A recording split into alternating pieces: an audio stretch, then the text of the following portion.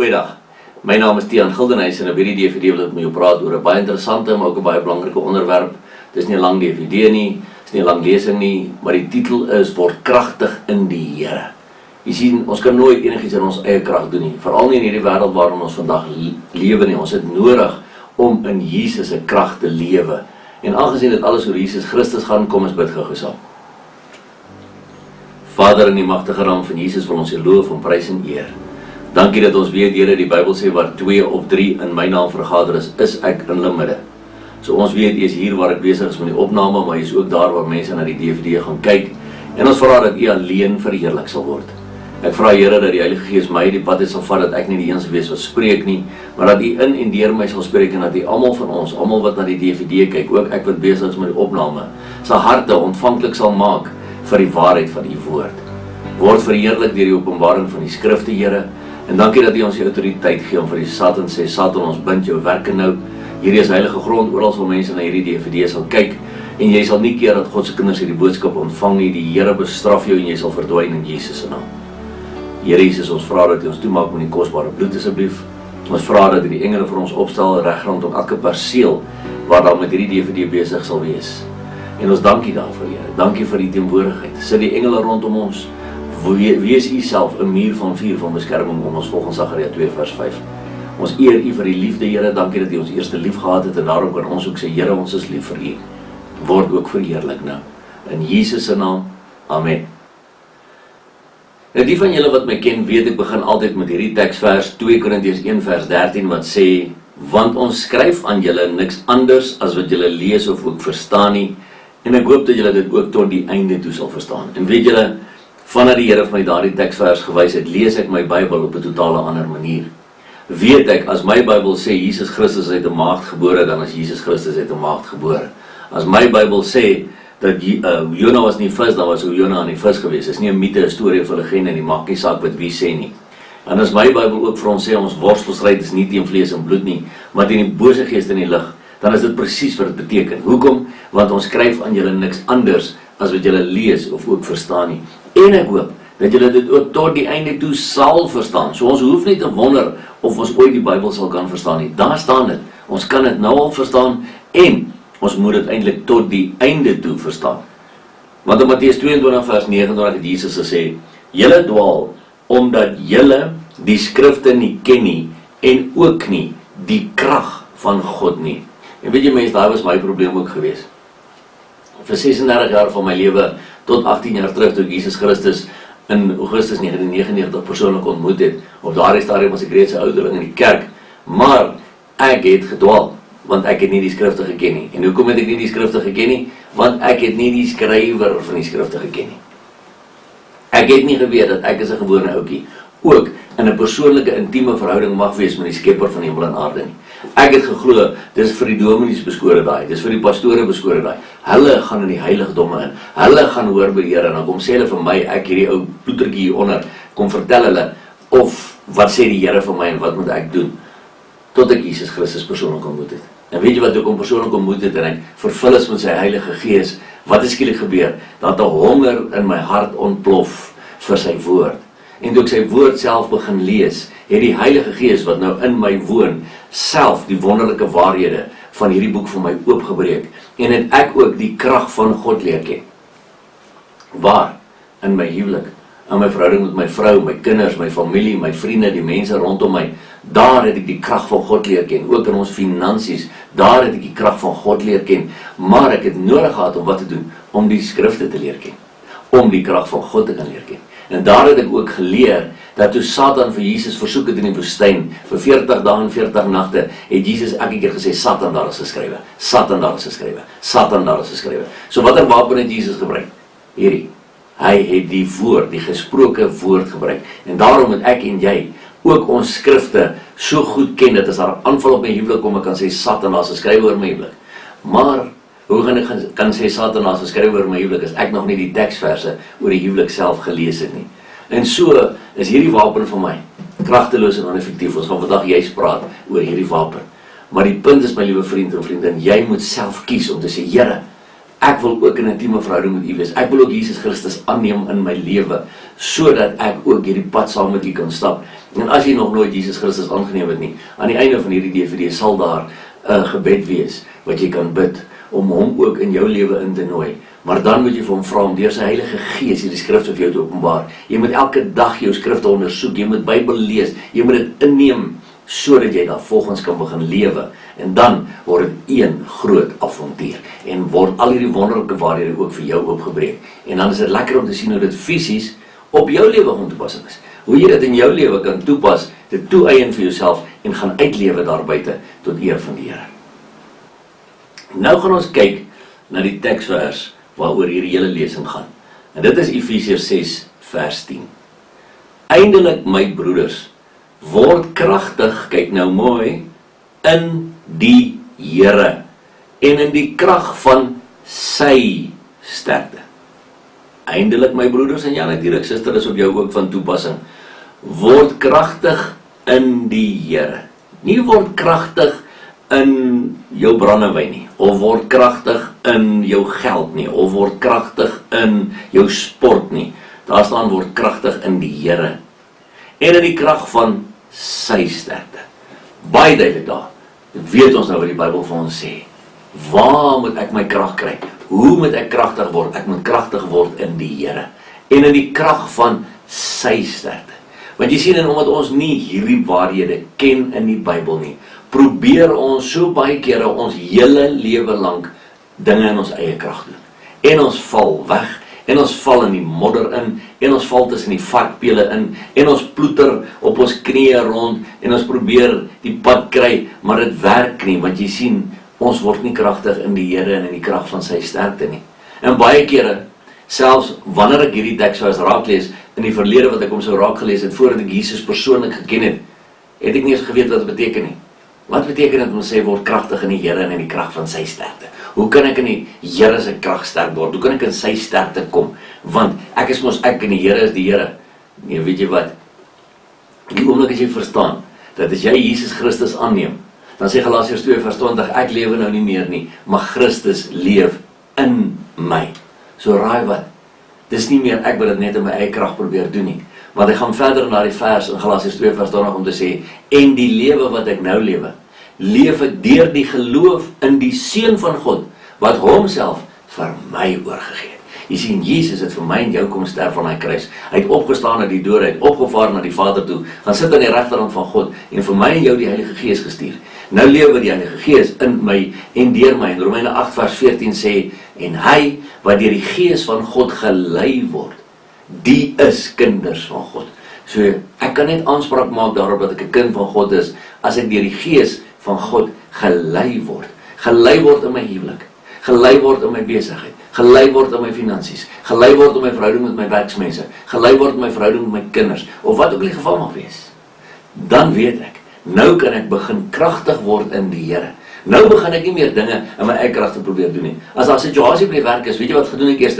Ek gaan op my knieë en ek bid. En ek sê, Here, hoe hanteer ek hierdie situasie by die werk? Vader, ek vra vir die wysheid. Ek word nou kragtig in die Here en in die krag van sy sterkte.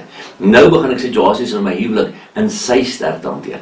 Ek probeer nie meer my vrou of my man met my eie mond reg vloek of reg skel of in die allerhande goed oor hom of haar uitspreek en dink dat ek daardeur hom gaan opbou nie. Ons moet een ding onthou.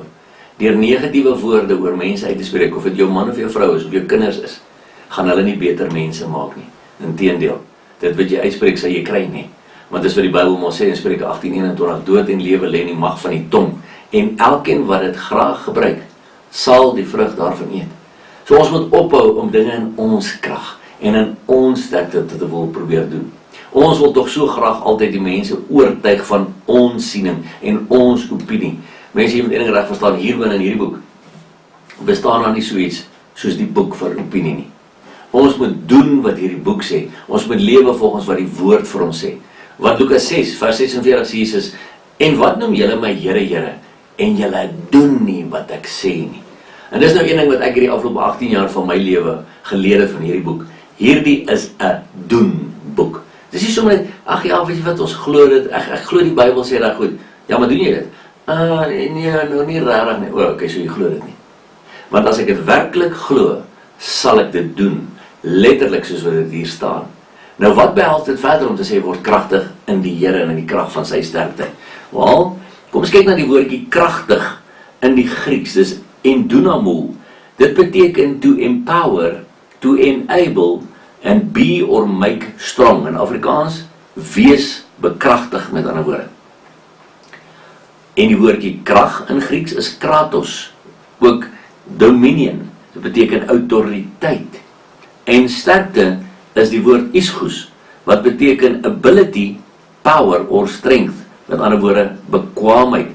So nou kan ons sê, eindelik my broeders, wees bekragtig, be empowered in die Here en in die autoriteit van sy bekwaamheid. So, word kragtig in die Here en in die krag van sy sterkte.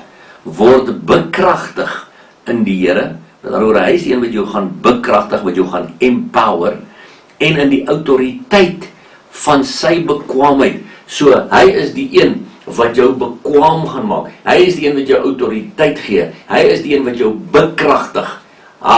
Nou raak het al hoe lekkerder. Nou begin ek besef, maar dis nie iets wat ek vir myself net kan vat nie. Dis iets wat hy vir my gee. En hoekom gee hy dit vir my? Want hy is lief vir my. Hy is in 'n verhouding met my. Hy is my hemelse Vader. En hy wil graag hê, ek moet sterk wees in hom. Dan lees ons nou verder. Efesiërs 6 vers 11 en 12. Trek die volle wapenrusting van God aan. Kyk mooi, daar staan nie, trek gedeeltes van die wapenrusting aan nie. Die volle wapenrusting. Sodat julle staande kan bly teen die liste van die duiwel. So vir diegene wat sê, man, ek glo nie in die duiwel nie. Los die duiwel uit en hy gaan jou uitlos. Hoekom het die Here hierdie vers in die Bybel geskryf?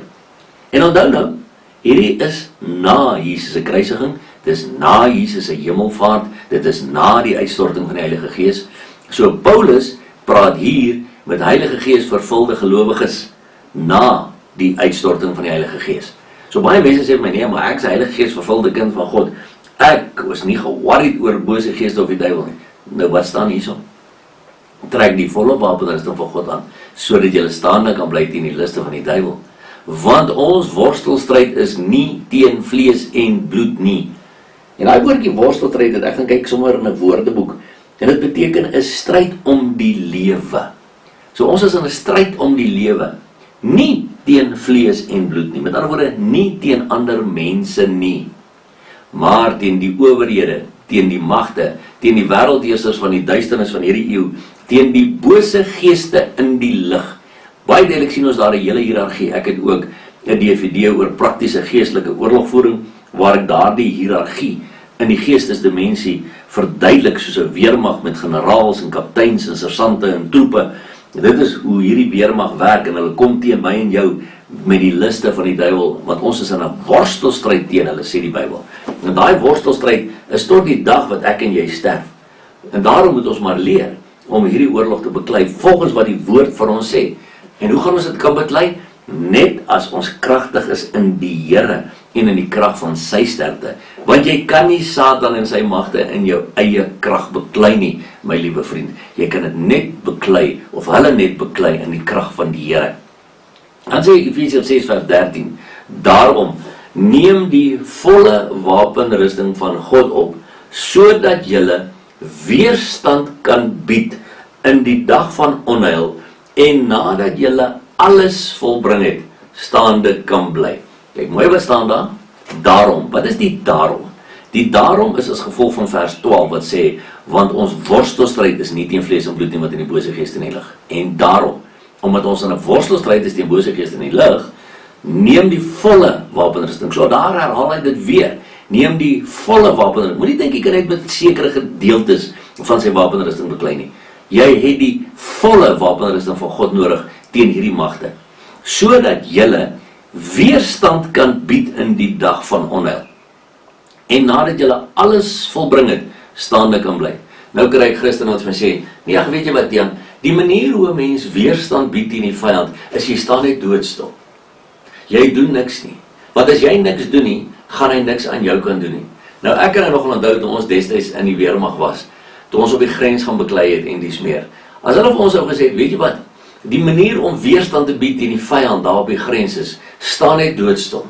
As hulle op jou skiet, staan net doodstil. As hulle oor jou vlieg, met die vliegtuie en bomme laat val, staan net doodstil. Jy weet, dit klink nie vir my of dit die regte taktiek is, volgens wat enige weermag daar buite sou leer nie. Nou, hoekom sou dit die taktiek wees in hierdie geestelike oorlog waarin ons bevind? Nee, dis die tipiese argumente wat Satan die Christene laat gebruik, om hulle te keer, om effektief te begin raak. So Satan wil hê ons moet oneffektief wees in God se weermag. En daarom keer hy ons, nee, hy staan maar net stil. Hy skiet jou vol gate. Hy skiet vir jou aan flardes. Hy skiet jou huwelik aan flardes. Hy skiet jou finansies aan flardes, jou besigheid, jou verhouding met jou kinders. En jy staan maar net stil. Nee, ek bied nou weerstand deur niks te doen nie. Dis nie hoe dit werk nie. Kyk maar wat die woord vir ons sê. Maar ek wil jy moet ook verder daarop let.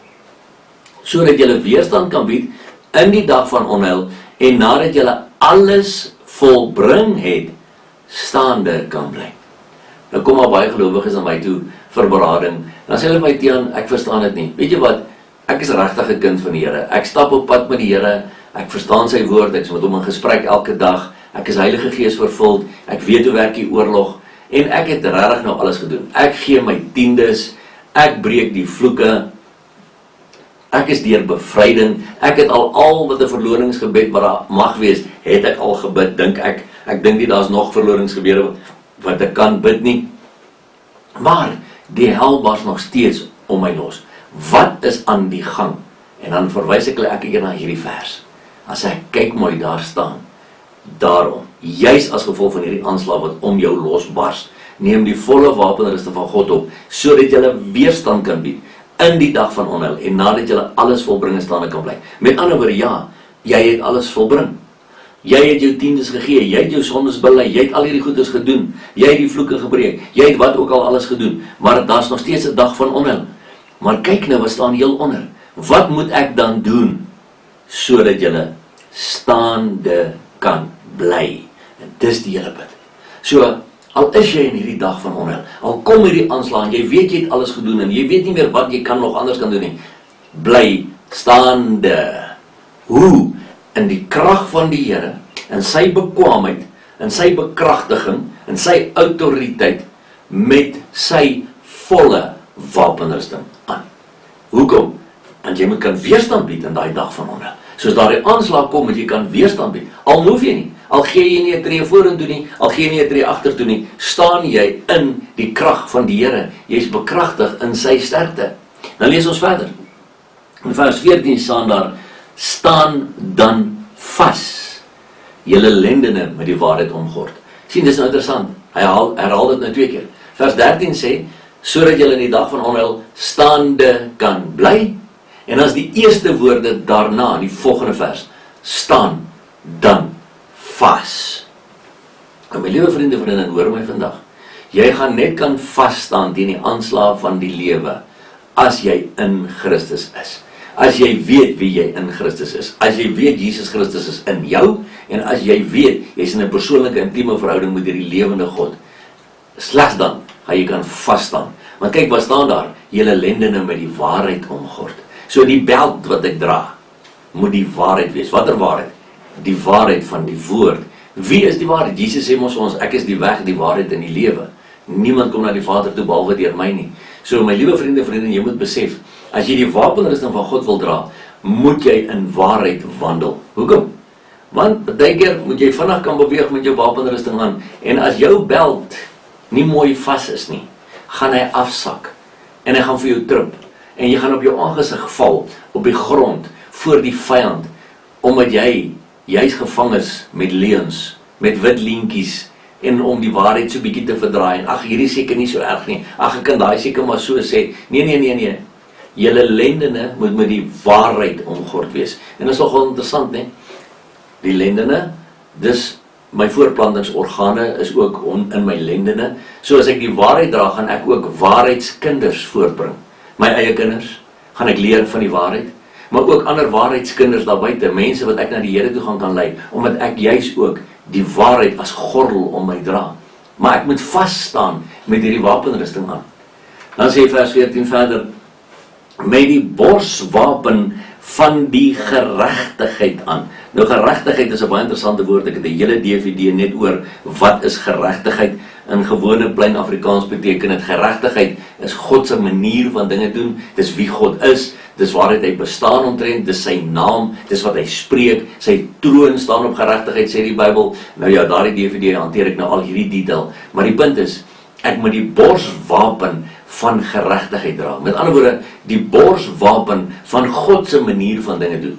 So as ek in waarheid wandel en ek doen God se manier van dinge volgens hierdie boek, dan gaan ek staande kan bly teen die aanslag van die duiwel. As ek dit nie so doen nie, gaan ek nie staande kan bly nie, want die vyand gaan vir my aan flardes skiet. Vers 15 sê dan, en as skoene aan julle voete, die bereidheid vir die evangelie van vrede. Ek wil jy moet mooi oplet waar daar staan, die bereidheid. So die skoene wat jy moet dra, is, jy moet bereid wees om die evangelie van vrede te verkondig. En ongelukkig vandag in Suid-Afrika, met al die opstande en al die boere wat langs die hoëweë gaan staan en so aan, vra ek die vraag, is hulle besig met die evangelie van vrede? Of is almal besig om almal op te jaag, aan te blaas?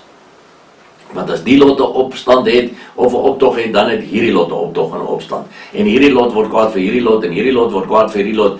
En in steede daarvan, dat ons vrede verkondig, is ons besig om opstand te veroorsaak.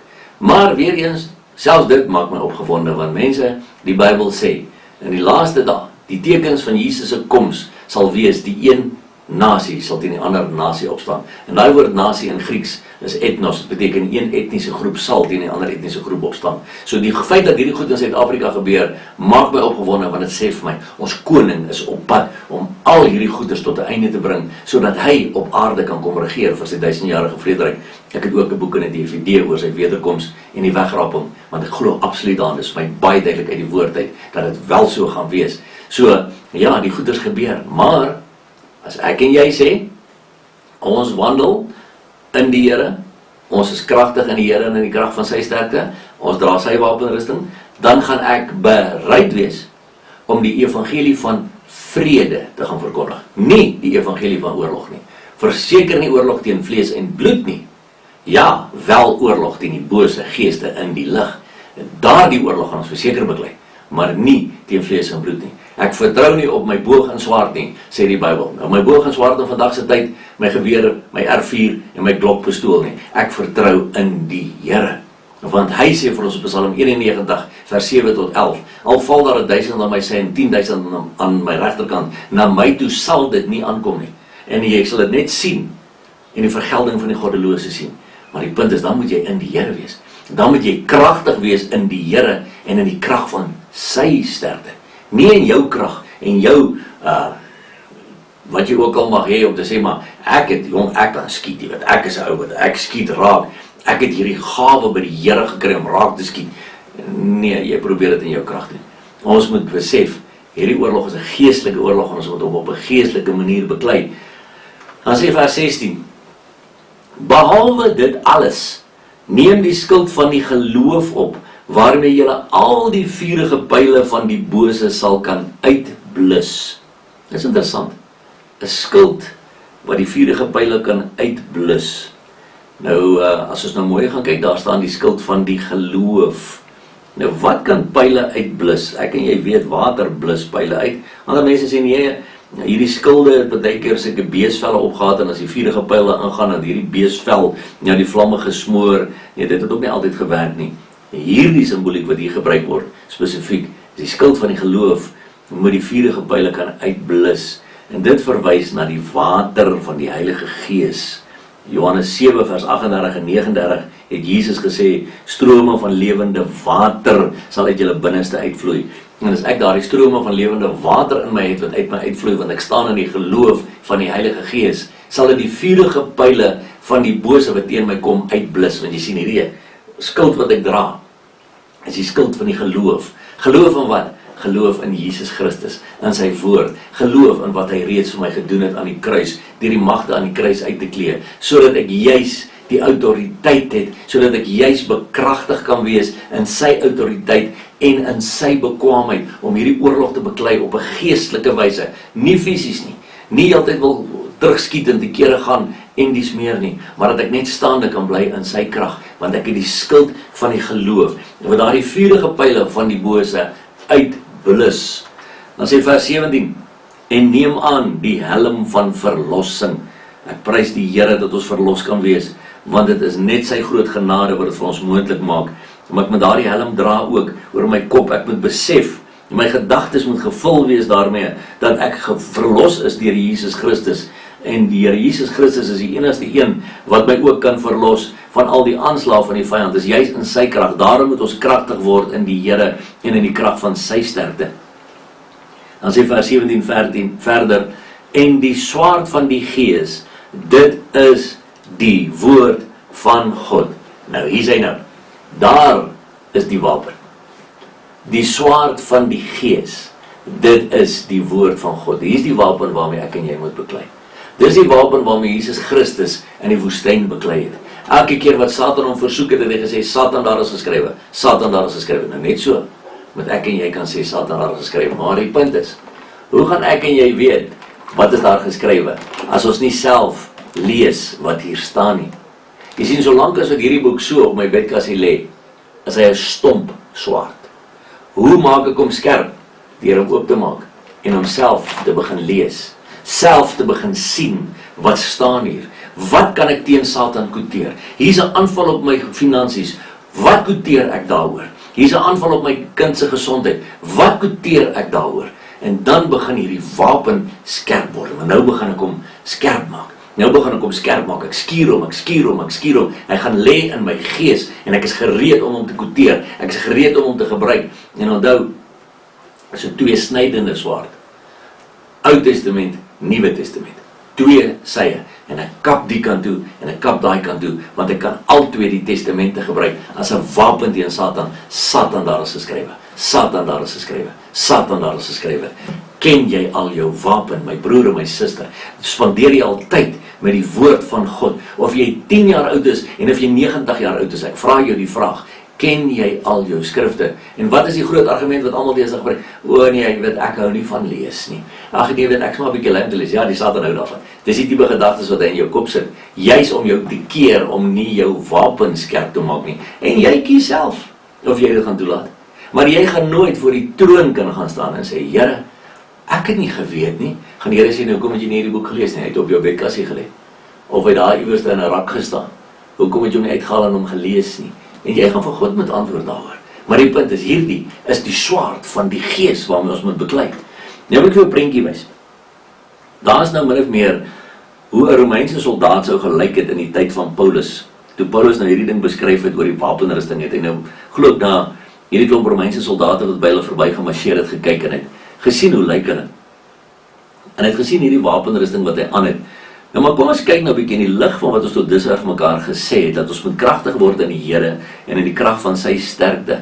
Ek wil net eerste ding met jou deel. Baie mense sê vir my, ja, Matthea, weet jy, ek trek elke oggend die wapenrusting van die Here aan. Ek gaan staan voor my spieël en ek doen dit as 'n fisiese manifestasie, as 'n profetiese handeling, wat ek die helm van verlossing op my kop sit, en ek vat die swaard van die Gees in my regterhand, en ek vat die skild in my linkerhand, en ek trek die borswapen aan, en ek sit die waarheid as gordel aan, en ek trek my skoene aan vir die bereidheid vir die evangelie van vrede. Ek doen dit elke oggend. Dan sê ek, okay, dis great. Dis goed, ek het nie 'n probleem as dit jou help om jou geloof te bou aanvanklik. Is dit great, maar ek vra jou die vraag. Wanneer trek jy dit uit? Sê my, wat bedoel jy? Sê ek, wel, as jy dit elke oggend aantrek, en jy trek dit nie iewers uit nie, is jy besig om vir jou 'n klomp wapenrustings aan te trek, dat jy nader aan soos hierdie Michelin mannetjie gaan lyk, wat nie eers kan beweeg nie, want jy het net hierdie klomp wapenrustings aan, en hierdie klomp helmets op jou kop, en al hierdie goed nie, jy het soveel swaarde, jy kan hulle nie eens meer vashou nie. Maar sê my, wat bedoel jy? Sê ek presies wat ek nou vir jou by die prentjie wil wys. Kyk weer na hierdie prentjie. Want dis iets wat die Here vir my gewys het, jare gelede, en dit het my so bemoedig en gestig, dat ek weet het, en daarom kan ek in dit staan, die wapenrusting van die Here. So die helm van verlossing, wie is ons verlosser? Jesus. Goed, so, ek sit Jesus op my kop, nee. Die swaard van die Gees, die woord van God. Wie is die woord van God? Jesus. En dan die borswapen van die geregtigheid aan, wie is God my geregtigheid? Jesus. Waarheid is gordel om my heupe. Wie is die weg, die waarheid en die lewe? Jesus. Geloof is skild om my linkerhand. Wie is geloof gepersonifiseer? Jesus. Die skoene van bereidheid om die evangelie van vrede te verkondig. Wie is die vredevors? Jesus. Met ander woorde, my liewe vriende, die wapenrusting van God, as ek die wapenrusting van God aantrek, beklee ek my met Jesus, en ek is dag en nag geveggereed. Ek is eenmalig beklee met Christus, maar dan moet ek weet, ek is in 'n verhouding met hom. Dan moet ek weet, ek het hom in my lewe ingenooi. Dan moet ek weet, ek het hom aangeneem. Dan moet ek weet, ek het gevra om vervul te word met die Heilige Gees. Dan moet ek weet, dat ek doen wat hierdie woord sê. Dan moet ek weet wie ek is in Christus. En dan weet ek, weet jy wat, ek is dag en nag geveggereed. So as my vrou my wakker maak in die middel van die dag en sê sy het 'n nagmerrie gehad, sê ek nie van, ag, jy verbeel jou, wat is die storie? Ek is geveggereed, ek sit my hand op haar kop, ek bid, ek bind en bestraf daai geeste van vrees wat haar wil aanval. Ek sê, jy los my vrou uit en jy verdwyn in Jesus Christus se naam. Want jy sien, ek is geveggereed. Ek is beklee met Jesus. En nou sê die mense altyd, maar okay, nou kyk nou na hierdie prentjie. Is alles voor. Wat is dan nou agter jou? Wat maak jou agtertoe? Toe wys die Here vir my eendag hierdie wonderlike vers, Jesaja 58 vers 5 tot 8 sê, is dit die vas wat ek verkies? Die dag as die mens sy siel gaan kwel, dat hy sy hoof buig soos 'n biesie en sak en as uitsprei om sy bed te wees. Noem jy dit vas en 'n dag wat die Here welgevallig is? Is dit nie die vas wat ek verkies nie? Dat julle losmaak die bande van goddeloosheid. Kyk maar, die Here sê so, ek verkies eintlik dit hierdie nou. Dat julle losmaak die bande van goddeloosheid. Met ander woorde, dat julle klaarmaak met die goddeloosheid, dit losmaak uit julle lewens en ook uit ander mense se lewens uit. Dat julle afhaal die stroppe van die juk en vry laat weggaan die verdruktes en elke juk stukkend breek. Is dit nie dat jy jou brood breek vir hom wat honger het en ellendige swerwelinge in die huis inbring nie? As jy iemand sien wat naak is, dat jy hom klee en jou vir jou eie vlees nie verberg nie, dan sal jou lig deurbreek soos die dageraad en jou genesing skielik uitsprei en jou geregtigheid sal voor jou uitgaan. Die heerlikheid van die Here jou agterhoede wees. Wow. Jy sien, as ek hierdie goeders ook begin doen, wat Jesaja vir my sê, wat gaan dan gebeur? Dan gaan die heerlikheid van die Here my agterhoede wees. So ek is miskien voor die borswapen van geregtigheid aan, die helm aan, al hierdie goeders, maar agter my staan die heerlikheid van die Here self. Hoe kan ek dan anders as om in oorwinning te lewe? Maak nie saak wat sy oorlog om my aan die gang is nie. Maak nie saak wat sy bomme om my ontplof nie. Maak nie saak wat sy hel om my uitbreek of uitbars nie. Of dit nou finansies is wat ingee, 'n huwelik is wat besig is om uit mekaar te val, 'n besigheid wat besig is om uit mekaar te val, kinders se lewens wat lyk of hulle op die verkeerde paai gaan. Ek het die wapenrusting van God aan, die heerlikheid van die Here is my agterhoede. Ek staan op en ek beklei daardie geeste wat my kinders probeer wegtrek. Ek beklei daardie geeste wat my huwelik probeer vernietig. Ek beklei daardie geeste wat verdeeldheid wil veroorsaak in my besigheid, wat my finansies wil steel. Ek weerstaan hulle in die krag en in die naam van Jesus Christus. Jy sien, want ek is nie meer in my krag besig nie. Ek is nou kragtig in die Here en in die krag van sy sterkte.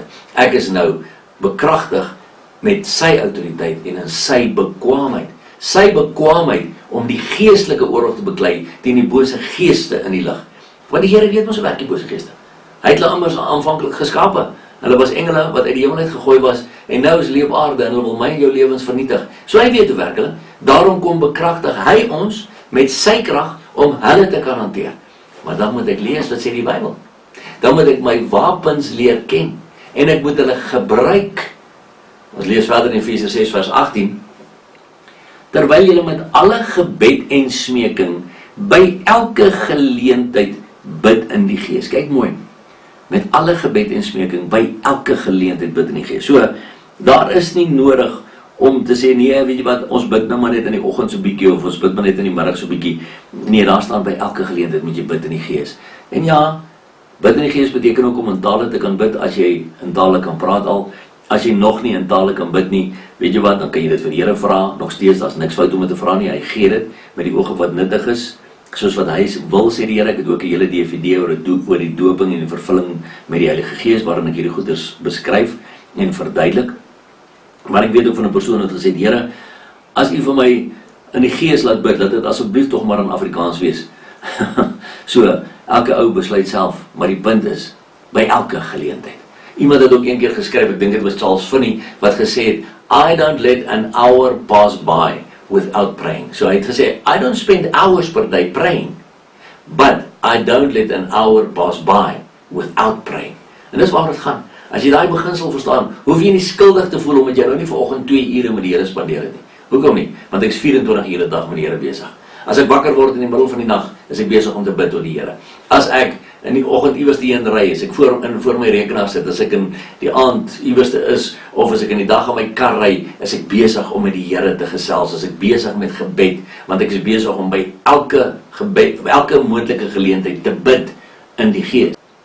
Dan sê vers 18 verder, en juis daartoe waak met alle volharding en smeking vir al die heiliges. Jy sien, ons moet volhard daarin. Ons moet volhard in die gebed, want God het gesê, my huis sal 'n huis van gebed wees. God het gesê in 1 Tessalonisense 5 vers 17, bid sonder ophou. Maar weet jy wat doen die Christene? Hulle hou op. As die aanslag bietjie kwaai raak, dan hou hulle op bid, dan gryp hulle die wapens, dan wil hulle gaan skiet, dan wil hulle gaan moord, dan wil hulle gaan dit, want ja, dis wat hulle my gedoen het, dis wat ek gaan terug doen. Ja, is nie heeltemal by die Bybel vir my sê in die Nuwe Testament nie. Ons moet weet, ons het 'n nuwe wapen, ons het die woord van God, ons het die krag van die Here, ons het die krag van die Heilige Gees. So, ons moet volhard in gebed en smeking vir al die heiliges. Ons moet juis vir mekaar bid. As jy wakker word in die middel van die nag en jy sien my gesiggie voor jou, moet jy nie wonder, nou maar hoekom droom ek van Tia nie? Dan beter jy vir my bid. Want die Here het vir jou my gesig gewys, want in daai oomblik is ek iewers te besig met iets en ek het krag nodig en ek het die Here se hulp nodig en hy wys my gesiggie vir jou sodat jy vir my kan bid, sodat ek daai krag by die Here kan ontvang om te doen wat ek moet doen in daai oomblikke. So moet ons bid vir al die heiliges.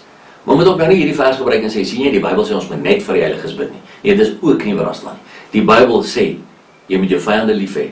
Bid vir die wat jou vervolg. Seën diegene wat jou vervloek. Al daai goeie, so nee, ons moet nie net vir die heiliges bid nie, maar hierdie ding sê net, ons moet volhard in gebed en smeking vir al die heiliges. Ja, hoekom? Sodat die heiliges kan staande bly en kan kragtig wees in die Here, sodat die heiliges kan doen wat hierdie boek sê, sodat hulle juist daar die ander, die ongelowiges, die onheiliges, by die Here kan uitkry. Hulle ook kan heiliges maak deur dit wat hulle met hulle deel.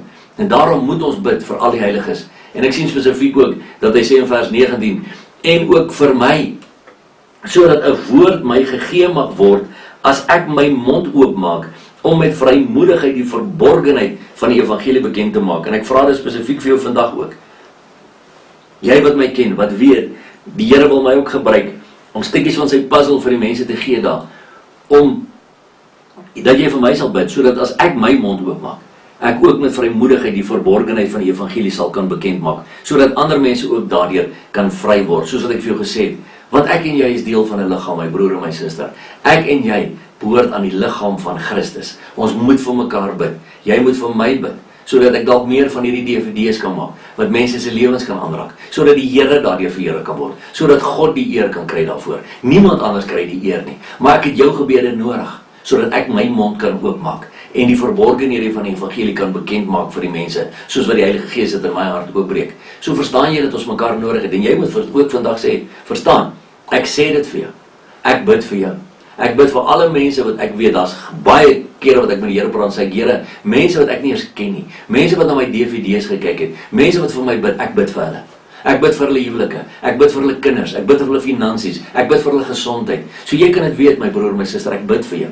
Ek bid vir jou en jou gesin. Ek bid vir daardie seer in jou hart. Ek bid vir daai vraag wat jy vir die Here vra. Ek bid saam met jou vir dit. Jy weet dit dalk nie eens, maar ek sê dit vandag vir jou. Ek bid baie vir die Here. Want ek sê, Here, die mense wat ek ken, ja, ek noem hulle by die naam. Die wat ek nie ken nie, Here, U ken hulle. U ken hulle by die naam. U weet presies wat is hulle hartseer. U weet presies wat is hulle bekommernis. U weet presies wat is hulle vrae. So Vader, ek staan saam met hulle voor U troon. Here, help hulle. Daarom, omdat ons lief is vir mekaar, deel is van 'n liggaam, kan ons dit doen, omdat ons bid vir al die heiliges, maar ons bid ook vir diegene wat nog tot redding moet kom. Want onthou, die Here is lankmoedig. 2 Petrus 3 vers 9 sê die Here is lankmoedig oor ons en wil nie hê dat 'n enkele sondaar verlore moet gaan nie, maar dat almal tot bekering moet kom. Wie is almal? Almal. So daarom moet ek en jy ook ons wapens gebruik om die magte van duisternis in sekere gebiede te begin bind, bestraf, oral waar ons gaan, maar in eenheid. Ons kan dit nie 1-1-1 doen nie. Op die DVD oor intercessie en geestelike oorlogvoering, waar ek baie duidelik het verduidelik dat individue nie territoriale magte kan aanvat nie, maar ons kan dit wel as 'n weermag van Christene begin doen, omdat ons vir mekaar bid, omdat ons dan nou juist hierdie wapenrusting dra. So kom ek sluit af weer met Efesiërs 6 vers 10. Eindelik my broeders, word kragtig in die Here en in die krag van sy sterkte. En met hierdie kort lesingkie bid ek dat die Heilige Gees hierdie waarheid nou vir jou sal oopbreek, dat jy kan besef dat jy ook empowered kan wees, bekragtig kan wees in die Here en in die autoriteit, in die krag van sy bekwaamheid. Dat jy dit nie meer in jou autoriteit hoef te probeer hanteer in jou daaglikse lewe nie. Dat jy nie jou eie bekwaamheid hoef te probeer uitkrap nie. Want jy weet, 2 Korintiërs 3 vers 5 sê, ons bekwaamheid is uit God uit. So ek bid dat hy jou bekwaam sal maak, dat hy jou sal leer, dat hy jou honger sal gee om self jou eie Bybel te lees, dit te leer, dit te leef tot eer van sy naam. Want mense, ons dien nie 'n dooie God nie. Want Jesus Christus sê vir ons in Openbaring 1 vers 17 en 18, ek is die eerste en die laaste en die lewende, en ek was dood en kyk, ek leef tot in alle ewigheid. Amen. En alle eer gaan aan Jesus Christus van Nasaret. Alle eer aan daardie God wat uit die hemel uit gekom het, vlees geword het, op aarde kom loop het, en toe aan 'n kruis gesterf het vir my en vir jou, opgestaan het uit die dode, opgevaar het na die hemel toe, gaan sit het aan die regterhand van die Vader, vir my en jou die Heilige Gees gestuur het, en wat weer op pad terug is, om ons te kom haal, om by hom te wees. Daardie God kry al die eer. Ek loof hom, ek prys hom, ek kan bid hom. So kom ons bid saam. Vader, in die magtige naam van Jesus wil ons U loof en prys en eer. Dankie Here dat U hierdie almagtige God is, wat hierdie wonderlike dinge vir ons in die Bybel inskryf, sodat ons kan kragtig word in U en in die krag van U sterkte. Ek wil bid dat die Heilige Gees die naprediker sal wees van hierdie boodskap, en dat elke hongerhart sal sê, ja Here, ek ook. Ek wil dit ook graag hê. Werk dit ook in my. Maak dit in my 'n werklikheid. Leer my om kragtig te word in U en in die krag van U sterkte. En ek weet, Here, U sal dit doen. En daarom, Vader, spreek ek vandag U seën en U vrede uit oor elke persoon wat na hierdie boodskap luister, sodat U ook in sy en haar lewe verheerlik kan word. In Jesus se naam. Amen.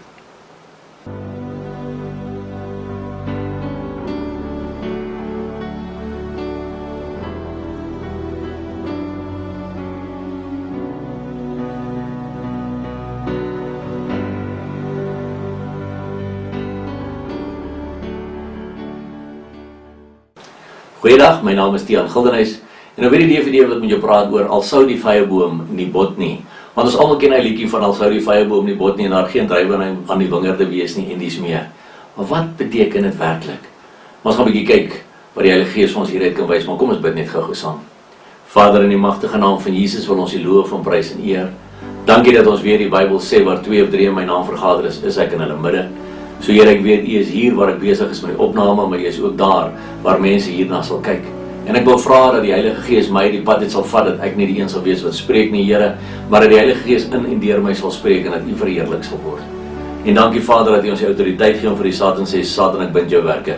Hierdie is heilige grond, want God is hier teenwoordig en ook daar waar die mense na die DVD gaan kyk. En jy sal nie keer dat God se kinders hierdie boodskap ontvang nie en jy sal verdwyn in Jesus se naam. Here Jesus, ek vra dat U ons oral toemaak met die kosbare bloed. Ek vra dat U die engele vir ons opstel rondom elke perseel waar ons besig sal wees met hierdie DVD of mense besig sal wees met hierdie DVD. En dat U self 'n muur van vuur van beskerming met kinders sal wees, sodat U verheerlik kan word, Here. Daarom vra ons dat U nou ook die skrifte vir ons sal openbaar deur die Heilige Gees. In Jesus se naam. Amen. Nou die van julle wat my ken weet, ek begin altyd met hierdie vers in die Bybel, 2 Korintiërs 1 vers 13 sê, want ons skryf aan julle niks anders as wat julle lees of ook verstaan nie. En ek hoop dat julle dit ook tot die einde toe sal verstaan. So ek kan in my Bybel lees wat daar staan, net soos wat dit daar staan, en dit verstaan soos wat dit daar staan, en dit dan gaan toepas soos wat dit daar staan. Want jy sien, as ek lees wat daar staan, en ek verstaan wat daar staan, dan moet ek ons nou begin doen wat daar staan. Is dit nie so nie, want Jakobus 1 vers 22 sê, ons moet daders van die woord word, doeners van die woord, nie net hoorders wat ons self bedrieg nie. En as ek nie gaan begin doen wat die woord sê, nie bedrieg ek myself. Nie my werksmense nie, want hulle kyk deur my. Nie my familie nie, maar hulle kyk deur my. Ek bedrieg net myself. En daarom moet ek lees wat hier staan, verstaan wat hier staan en doen wat hier staan. En ophou dink, nee, ek interpreteer dit dalk verkeerd. Nee, het gaan nie oor interpreteer nie. Lees wat daar staan en verstaan wat daar staan, net soos wat dit daar staan. Want in Matteus 22 vers 29 het Jesus gesê, julle dwaal, omdat julle die skrifte nie ken nie, en ook nie die krag van God nie. Mense, hierdie is die wapen wat Jesus Christus self in die woestyn gebruik het. Elke keer wat Satan hom versoek het, het hy gesê, Satan, daar is geskrywe, Satan, daar is geskrywe, Satan, daar is geskrywe. Daarom moet ek en jy ook ons skrifte ken, sodat ons kan sê, Satan, daar is geskrywe oor my finansies, Satan, daar is geskrywe oor my kinders, Satan, daar is geskrywe oor my huwelik. Maar hoe gaan ek dit vir hom kan sê as ek dit nog nie self gelees het nie? Mense, so ek moet weet, wat sê die woord vir my? Ook in situasies soos hierdie, waar die vyeboom dalk nie bot in my lewe nie. En kom ons lees die bekende verse in die Bybel wat almal ken.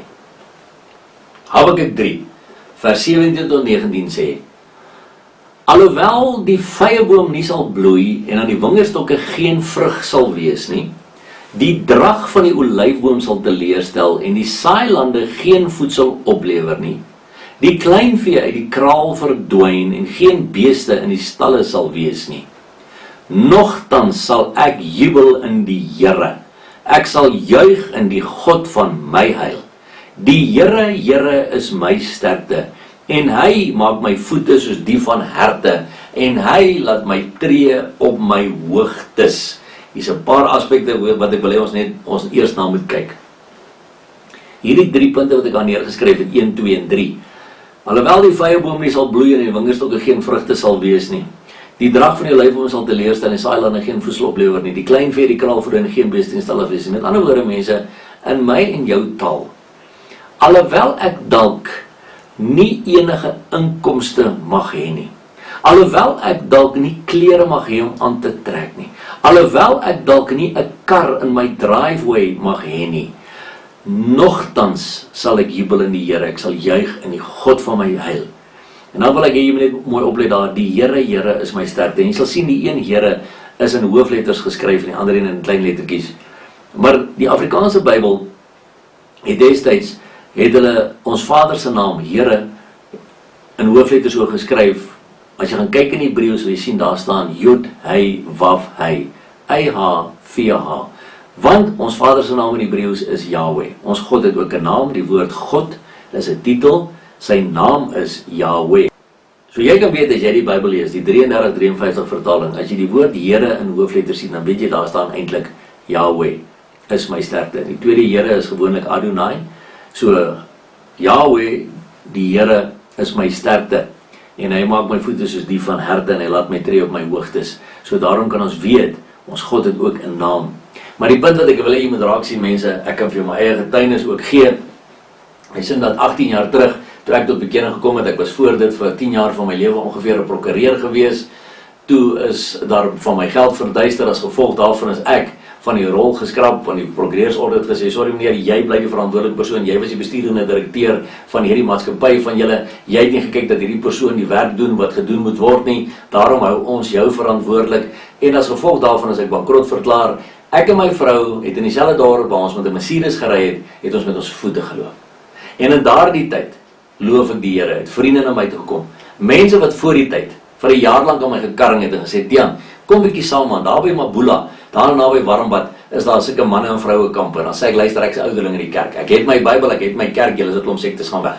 Maar ek prys die Here dat hierdie vriende aanhou karring het aan my. En toe ek daai tyd my praktyk, toe prokureursorde by my instap en my praktykdeure sluit die dag, as gevolg van dit wat gebeur het en die geld wat by my gesteel was en dis meer. Toe sê hulle vir my, Tian, jy het nou niks om te doen nie. Daar's oor 3 weke weer 'n mannekamp, kom maar bietjie saam met ons. En ek loof die Here daarvoor. Want daardie dag, daardie mannekamp, die 28 Augustus 1999, het ek Jesus Christus persoonlik ontmoet. Ek het niks gehad nie. Ek was bankrot. Ons het nie voertuig gehad om mee te ry nie, ek het met my voete geloop. En toe, die Here het die waarheid van sy woord in my hart begin oopbreek, toe het hy hierdie verse vir my onder andere geleer. En wat ek gedoen het, my vriende, ek het hierdie verse wat ek nou net vir jou gewys het op die skerm, het ek geraam. Ek het dit in 'n raam gesit, ek het dit uitgedruk met 'n rekenaar, dit in 'n raam gesit, en ek het dit in my hangkas, het ek dit gehang. So elke oggend, as ek my klere aangetrek het ek gesê, Here, daar's nog nie 'n kar in my driveway nie. Here, daar's nog nie geld op my bankrekening nie. Here, nogtans sal ek in U jubel. Nogtans stap ek, Here, waar wil U hê moet ek heen gaan vandag? Dan hoor ek die Heilige Gees sê vir my diep in my hart, sê vir my, stap Stadsraad toe, gaan bid vir Koos. Dan stap ek met my voet 2-3 kilometer tot by die Stadsraad. Dan sê ek, môre Koos, hoe gaan dit met jou? Nee, dit gaan goed, Tiaan, hoe gaan dit met jou? Nee, my gaan dit goed. Maar Koos sê my, hoe gaan dit met jou? En dan weet ek, dis wat die Here wil hê. Ek moet saam met hom kom bid, dan bid ek saam met hom, en weet jy wat, dan sê hy, Tiaan, weet jy, die Here het my nou so aangeraak deur jou gebed, baie dankie, hier is jou ietsie, hy geef my R100, dan kan ek gaan groceries koop, of ek kan ietsie gaan koop vir die huis, en so die Here met my begin werk, maar jy sien, soos wat ek gestap het van my huis af na die Stadsraad toe, het ek geloop en gesê, Here, ek jubel in U, Here, ek loof U, ek prys U, Vader, ek het niks behalwe U nie, want my vyeboom bloei nie, my vyeboom bot nie, daar is rarig niks wat gebeur nie, maar Here, ek klou vas aan U, ek hou vas aan U woord, ek staan op U woord, maar Here, ek wil hê U moet my hart sien, ek kies om te doen wat hierdie verse sê, al sou die vyeboom nie bot nie, Here, al sien ek nie geld in my draaifooi, geld in my bankrekening nie, al sien ek nie 'n kar in my draaifooi nie, Here, nogtans jubel ek in U. Ek jubel in U vir die feit dat ek nou weet, U het my vergewe vir dit wat ek bely het in my verlede. U het my vergewe vir my sondes. Uit genade is ek gered. Ek is ook op pad in die ewigheid in. Ek gaan U sien van oog tot oog. Here, ek jubel in U. En dan begin die Here in mense se harte werk. Maar ons moet weet, mense, al sou dit nie bot nie, al sien jy nie goed gebeur nie, moet jy volhard, maak nie saak hoe lank dit vat nie. In my persoonlike geval het dit amper 3,5 jaar gevat, vandat ek my hart vir die Here gegee het, totdat die Here alles begin omdraai het. Ons finansies begin omdraai het. Maar vir 3,5 jaar moes ek werklik leer om te staan op die geloof, in my geloof in Hom, en op wat hierdie woord van God sê, en om te doen wat hierdie Bybel sê, om te proklameer wat hierdie Bybel sê. Here, ek jubel in U. Nogtans sal ek in U jubel. Here, ek sien nog nie dat die bankrekening groter word nie. Here, ek sien nog nie dat daar werk inkom nie. Here, ek sien nog nie, nogtans sal ek in U jubel. Here, waar wil U my gebruik? Terwyl ek dan nou wag en niks het om te doen nie, Here, vir wie kan ek gaan bid? Here, waar kan ek met iemand gaan praat? En dan stuur hy my. Dan sê hy, stap soontoe, gaan praat met daai ouetjie, hierdie ou hier in die straat. En dan gaan praat ek met daai ou. En dan breek die Here daardie persoon se lewe oop, of die Here doen vir hom iets groots, en die Here kry die eer. Al die lof en die eer kom altyd die Here toe. Ons moet nooit dink ons kan enige van daai eer vir onsself vat nie. You dare not touch the glory of God. Dit gaan alles oor Hom. It is so not about us, it's all about Him. En daarom, mense, kry hy die eer vir die feit dat hy ons optel en uitruk uit al die goeders uit, mits ons bereid is om te doen wat die Bybel sê. Al sou jou vyeboom nie bot nie, is jy bereid om nog steeds te jubel in die Here? Nee, wat doen die Here tog nou weer in my lewe? Ag Here, wat maak U nou? Here, ek weet nie hoekom ek nou deur sulke swaar tye en goeders gaan nie. Is jy gehoorsaam aan die woord nou? Is jy besig om met die Here te jubel as jy al daai tipe goeders sê? Of is die Satan juist besig om daardie gedagtes in jou kop te sit? En jy neem nie jou gedagtes gevange tot gehoorsaam aan Christus en jy spreek daardie goeders uit, want die Satan wil nie jy moet deurbreek nie. Maar hoe lank moet 'n mens kan vashou aan die beloftes van die Here? Ek het ook 'n hele DVD oor die beloftes van die Here. Genesis 5 vers 32 sê, en Noag was 500 jaar oud en Noag het die vader geword van Sem, Gam en Jafet. En toe lees ons die hele storie mos nou Noag in Genesis 5 en 6, waar die Here sê, bou 'n ark, en Genesis 7 vers 5 tot 7 sê, en Noag het gedoen net soos die Here hom beveel het, en Noag was 600 jaar oud toe die watervloed oor die aarde gekom het, en Noag en sy seuns en sy vrou en die vroue van sy seuns saam met hom, het in die ark gegaan vanweë die waters van die vloed. Wat lees ons dan? Wel, Noag was 500 jaar oud toe die 3 seuns gebore is, en hy was 600 jaar oud toe hy en daardie seuns en hulle vrouens in die ark ingegaan het. En op grond daarvan is daar mense wat sê Noag het ongeveer 100 jaar lank in die ark gebou. Ander mense sê nee, dit moet bietjie minder as 100 jaar wees, want as die seuns eers gebore is toe hy 500 jaar oud was hulle seker daarom so 20 jaar oud toe hulle saam met hulle vrouens, toe hulle help bou het aan die ark, so van 20 af tot op 600 wat Noag 600 was, so 80 jaar, en toe het hulle nou in die ark ingegaan en dis meer. Maar dis nie teenstaande. Ons kan nou daaroor mekaar argumenteer. Ander mense sê weer Noag het 120 jaar in die ark gebou. Maak nie saak nie. Die punt wat ek wil maak hier vandag is, Hoe lank is jy bereid om in jou arkie te bou? Want jy sien, jy sit dalk in 'n arkie van 'n huwelik wat nie lekker is nie. En jy is dalk moeg en jy wil uitstap. Jy sit dalk in 'n arkie van 'n kind wat op dwelms is en jy bid al so lank. Jy bid al jare. En jy sê, Here, wanneer kom die deurbrake? Jy is dalk in 'n arkie van 'n besigheid wat finansiëel nie vorentoe gaan nie. En dis ook al 'n paar jaar. En jy sê, Here, wat nou? My vraag aan jou is, hoe lank is jy bereid om in jou arkie te bou? Daardie arkie van daardie huwelik, daardie besigheid, daardie kind, om aan te hou bid, om te bid sonder ophou. Want 1 Tessalonisense 5:17 sê presies dit, bid sonder ophou. Om te volhard in die geloof, al sou jou vyeboom nog nie bot nie. Al sien jy nog nie die blommetjies van deurbrake kom in daardie kind se lewe nie. Is jy bereid om aan te hou soos wat Noag net aangehou het? Kan jy jou indink in daardie 80 tot 100 jaar wat hy nou daardie ark gebou het? Hoeveel keer dink jy dat mense by Noag gekom en sê, Noag, wat maak jy? Nee, ons bou hierdie skip, die Here sê ons hierdie skip bou. Noag, jy's gerook. Jy rook van hierdie ou bome wat jy besig is om mee te bou. Ek is seker jy's seniel ou man. Nou hoe moes Noag gevoel het? Deur al daardie spottery. So ja, ek en jy moet ook baie keer 'n spot en vervolging van mense verduur omdat ons opstaan in ons geloof. Die punt is net, is jy bereid om aan te hou staan? Om te sê, nee. God het gesê, ek bou aan die ark. En ek sal hierdie ark bou totdat die deurbraak kom. Want God is die een wat dit vir my moontlik maak. God is die een wat vir my die deurbrake gee. Maar jy sien, die punt is juist dat ons in geloof moet staan. En wat is geloof? Hebreërs 11 vers 1 sê vir ons, die geloof dan is 'n vaste vertroue op die dinge wat ons hoop en 'n bewys van die dinge wat ons nie sien nie. Kyk mooi, né? Geloof is 'n vaste vertroue op die dinge wat ek hoop. En daai woordjie hoop in die Grieks beteken 'n continuous, joyful expectation. So is nie net, ag ek hoop dit gaan gebeur nie. Dit is nee, ek het 'n voortdurende, vreugdevolle verwagting van die dinge wat kom. So dis 'n vaste vertroue op die dinge wat ek hoop en 'n bewys van die dinge wat ek nie sien nie. So, al sien ek nog nie die vyeboom bot nie. Al sien ek nog nie geld in my rekening inkom nie. Al sien ek nog nie 'n kar in my driveway nie. Weet jy wat? Ek jubel in die Here. Here, ek staan in geloof op U.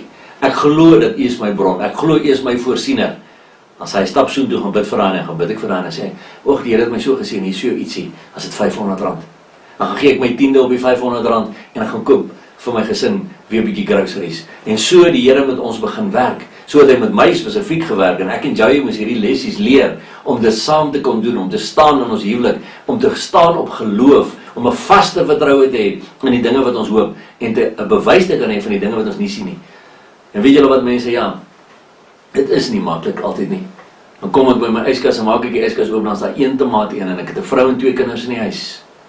En dan kom daar die aanklagte natuurlik in jou hart van, ja, wat 'n soort man is jy, wat nie vir jou vrou en jou kinders kan sorg nie. En dan sê ek, Here, dan sê hy, stap soontoe, gaan bid vir daai ene. Dan gaan bid ek vir daai ene, dan kom maar geldjie in my hand in, dan kan ek meer kos gaan koop. En dis hoe die Here my geleer het om op hom te vertrou, al sou die vyeboom nie bot nie. Maar nogtans het ek in die Here gejubel. Ek het geleer om letterlik te doen, om dit fisies met my mond uit te spreek, om lofliedere te sing, gospelliedjies te sing terwyl ek in die pad afstap. Dankie Here dat ek die voorreg het om nog te kan loop. Dankie Here dat ek nog bene en voete het. Ander mense het nie bene en voete nie. So Here, al het ek nie 'n kar nie, ek het bene en voete en ek is dankbaar dat ek mag stap, dankbaar dat ek kan loop. Dankie dat ek 'n verskil vir U kan gemaak. Ek jubel in U Here, ek juig in U Here. Maar die geloof is 'n vaste vertroue op die dinge wat ek hoop. Jy sien, want ek het die hoop in my hart gehad, 'n joyful expectation dat dit gaan verander. Dit is net tydelik. Dit gaan nie vir altyd daar wees nie. Maar ek moes ook leer om die Here te vertrou in daardie dag. Hoekom? Wel, Matteus 6 vers 9 tot 11 het Jesus ons gesê, so moet julle dan bid. Onse Vader wat in die hemel is, laat U naam geheilig word. Laat U koninkryk kom. Laat U wil geskied. Soos in die hemel, net so ook op die aarde. Maar kyk dan die laaste gedeelte. Gee ons vandag ons daaglikse brood. Wil jy moet mooi verstaan dan. Daar staan nie, gee ons volgende week se brood, volgende maand se brood, en volgende jaar se brood nie. Jesus leer ons bid, gee ons vandag ons daaglikse brood. En mense, daai is fisies en geestelik. So Here, ek het vandag, en ek het dit regtig leer doen. Here, ek het 2 rekeninge in my hand. Hierdie rekening sê, telefoonrekening, betaalbaar, môre, is die 10de en ek moet dit môre betaal, dis R200. En hier het ek 'n rekening vir water en ligte, hy is betaalbaar oor 2 weke, hy is R1000. So nou is die vraag, en ons koppe sê die Satan dadelik van ons, ja sien jy het R1200 nodig, jy moet R1200 kom, nee, hierdie is vir ander dag, dis vir 2 weke van nou af. Ek het vandag R200 nodig, om die rekening te kan betaal. So Here, gee my vandag R200. En ek kan hierdie rekening betaal, want hy gee my vandag my dageliks brood. Onthou dat die volk in die woestyn ook rondgetrek het, vir 40 jaar lang. Toe die Here vir hulle manna in die woestyn laat neerdaal het hy gesê, julle tel net genoeg op vir 1 dag. Want die oomblik wat hulle vir 2 dae opgetel het die manna vrot geword. So dis hoe die Here wil werk. Hy wil hê ek en jy moet leer, ons moet hom op 'n daaglikse basis kan vertrou. 'n Vriend van my sê altyd, niemand het al môre gesien nie. Jy weet, elke keer as jy wakker word, is dit vandag. So, jy het nog nooit in môre wakker geword nie. En ons moet dit leer, ons gaan in die ewigheid, in 1 lang dag lewe. Want, die son en die maan gaan daar nie meer wees nie. So, ons gaan 1 lang dag hê. Daarom moet ons nou al leer, om in hierdie dag te lewe. Maar die meeste van ons sit net en dink, as ek net in môre kan kom. Here, as ek net by my môre kan kom. Môre sal ek hierdie regmaak. Môre sal ek daai kan doen. Maar die Bybel sê, bekommer jou nie oor die dag van môre nie. Sien, weer eens is ons ongehoorsaam aan die woord. Want ons wil so in môre lewe, dat ons vandag mis. Ons is so besig om in die toekoms te wil lewe, dat ons niks beteken in die huidige nie. So daarom moet ons leer om te kan sê, Here, gee ons vandag ons daglikse brood. Here, dit wat ek vandag nodig het, al is dit vandag net 'n ete. En so was dit baie kere. Ek onthou daai keer wat ek die yskas oopgemaak en daar was net 'n tomaat en sê ek, Here, hier is nie kos nie, hier is nie geld nie, hier is niks nie. Dan kry ek 'n oproep. Hoor Etienne, wil jy en Joey en die kinders nie bietjie by ons kom braai vanaand nie? Dankie Here, daar's 'n ete. Dankie Here dat jy vir ons voorsien, ons gaan slaap met volmaak. Mense, ek kan jou een ding sê. In daardie tyd wat die Here my hierdie goed geleer het, wat ons niks gehad het en net op hom vertrou het ons nooit honger gaan slaap nie. Het ons nooit nie 'n dak oor ons koppe gehad nie, het ons nooit nie klere gehad om aan te trek nie. Ons was altyd ten volle geklee, kos gehad om te eet, ons kon oral kom waar ons moes kom, al was dit iemand wat my opgelaat het, sê Tiaan, kom ek vat jou gou gesoen toe. So voorsien die Here vir sy kinders. Maar is jy bereid om hom te vertrou? Is jy bereid om in hom te jubel, al sou jou vyeboom nie bot nie? Maar kom ons lees bietjie, wat wil die Here doen? Want jy sien, as jy in die stof van die lewe lê, sê baie mense, nee, die Here vir my vergeet, kyk hier lê ek in die stof, die Here wil niks my toe doen nie. Kom ons lees wat sê die Bybel. 1 Samuel 2 vers 8 tot 10 sê, hy rig die geringe op uit die stof, uit die ashoop verhef hy die behoeftige, om hulle te laat sit by die vorste en hulle 'n erestoel te laat beerwe. So ek vra jou die vraag vandag, is jy 'n geringe wat in die stof van die lewe lê? Is jy 'n behoeftige wat op die ashoop sit? En jy kan vir my dalk sê Tiaan, ja letterlik, ek lewe in die ashoop. Maar daar is mense wat in die ashoop lewe. Dan kan ek vir jou sê, weet jy wat? Die Here wil jou ook oprig uit die stof uit. Die Here wil jou ook verhef van die ashoop af, om jou ook te laat sit by die vorste en jou 'n erestoel te laat beerwe. Maar dan moet ek my oë op die Here hou. Dan moet ek gehoorsaam wees wat hy sê. Dan moet ek leer om in hom te jubel, nie teenstaande my fisiese omstandighede nie. Want aan die Here behoort die pilare van die aarde. Kyk weer, was daar na Here met hoofletters, so daar staan Yahweh, want aan Yahweh behoort die pilare van die aarde. En hy het die wêreld daarop gevestig. Maar oppas ook, nee. Ek kry mense wat sê, ja, ek twis met die Here, man, ek sien 'n argument met die Here, ek beklei met die Here oor hierdie goeders. Oepsie. Lees verder wat daar staan. Die wat met die Here twis, word verpletter. Oor hulle donder hy in die hemel.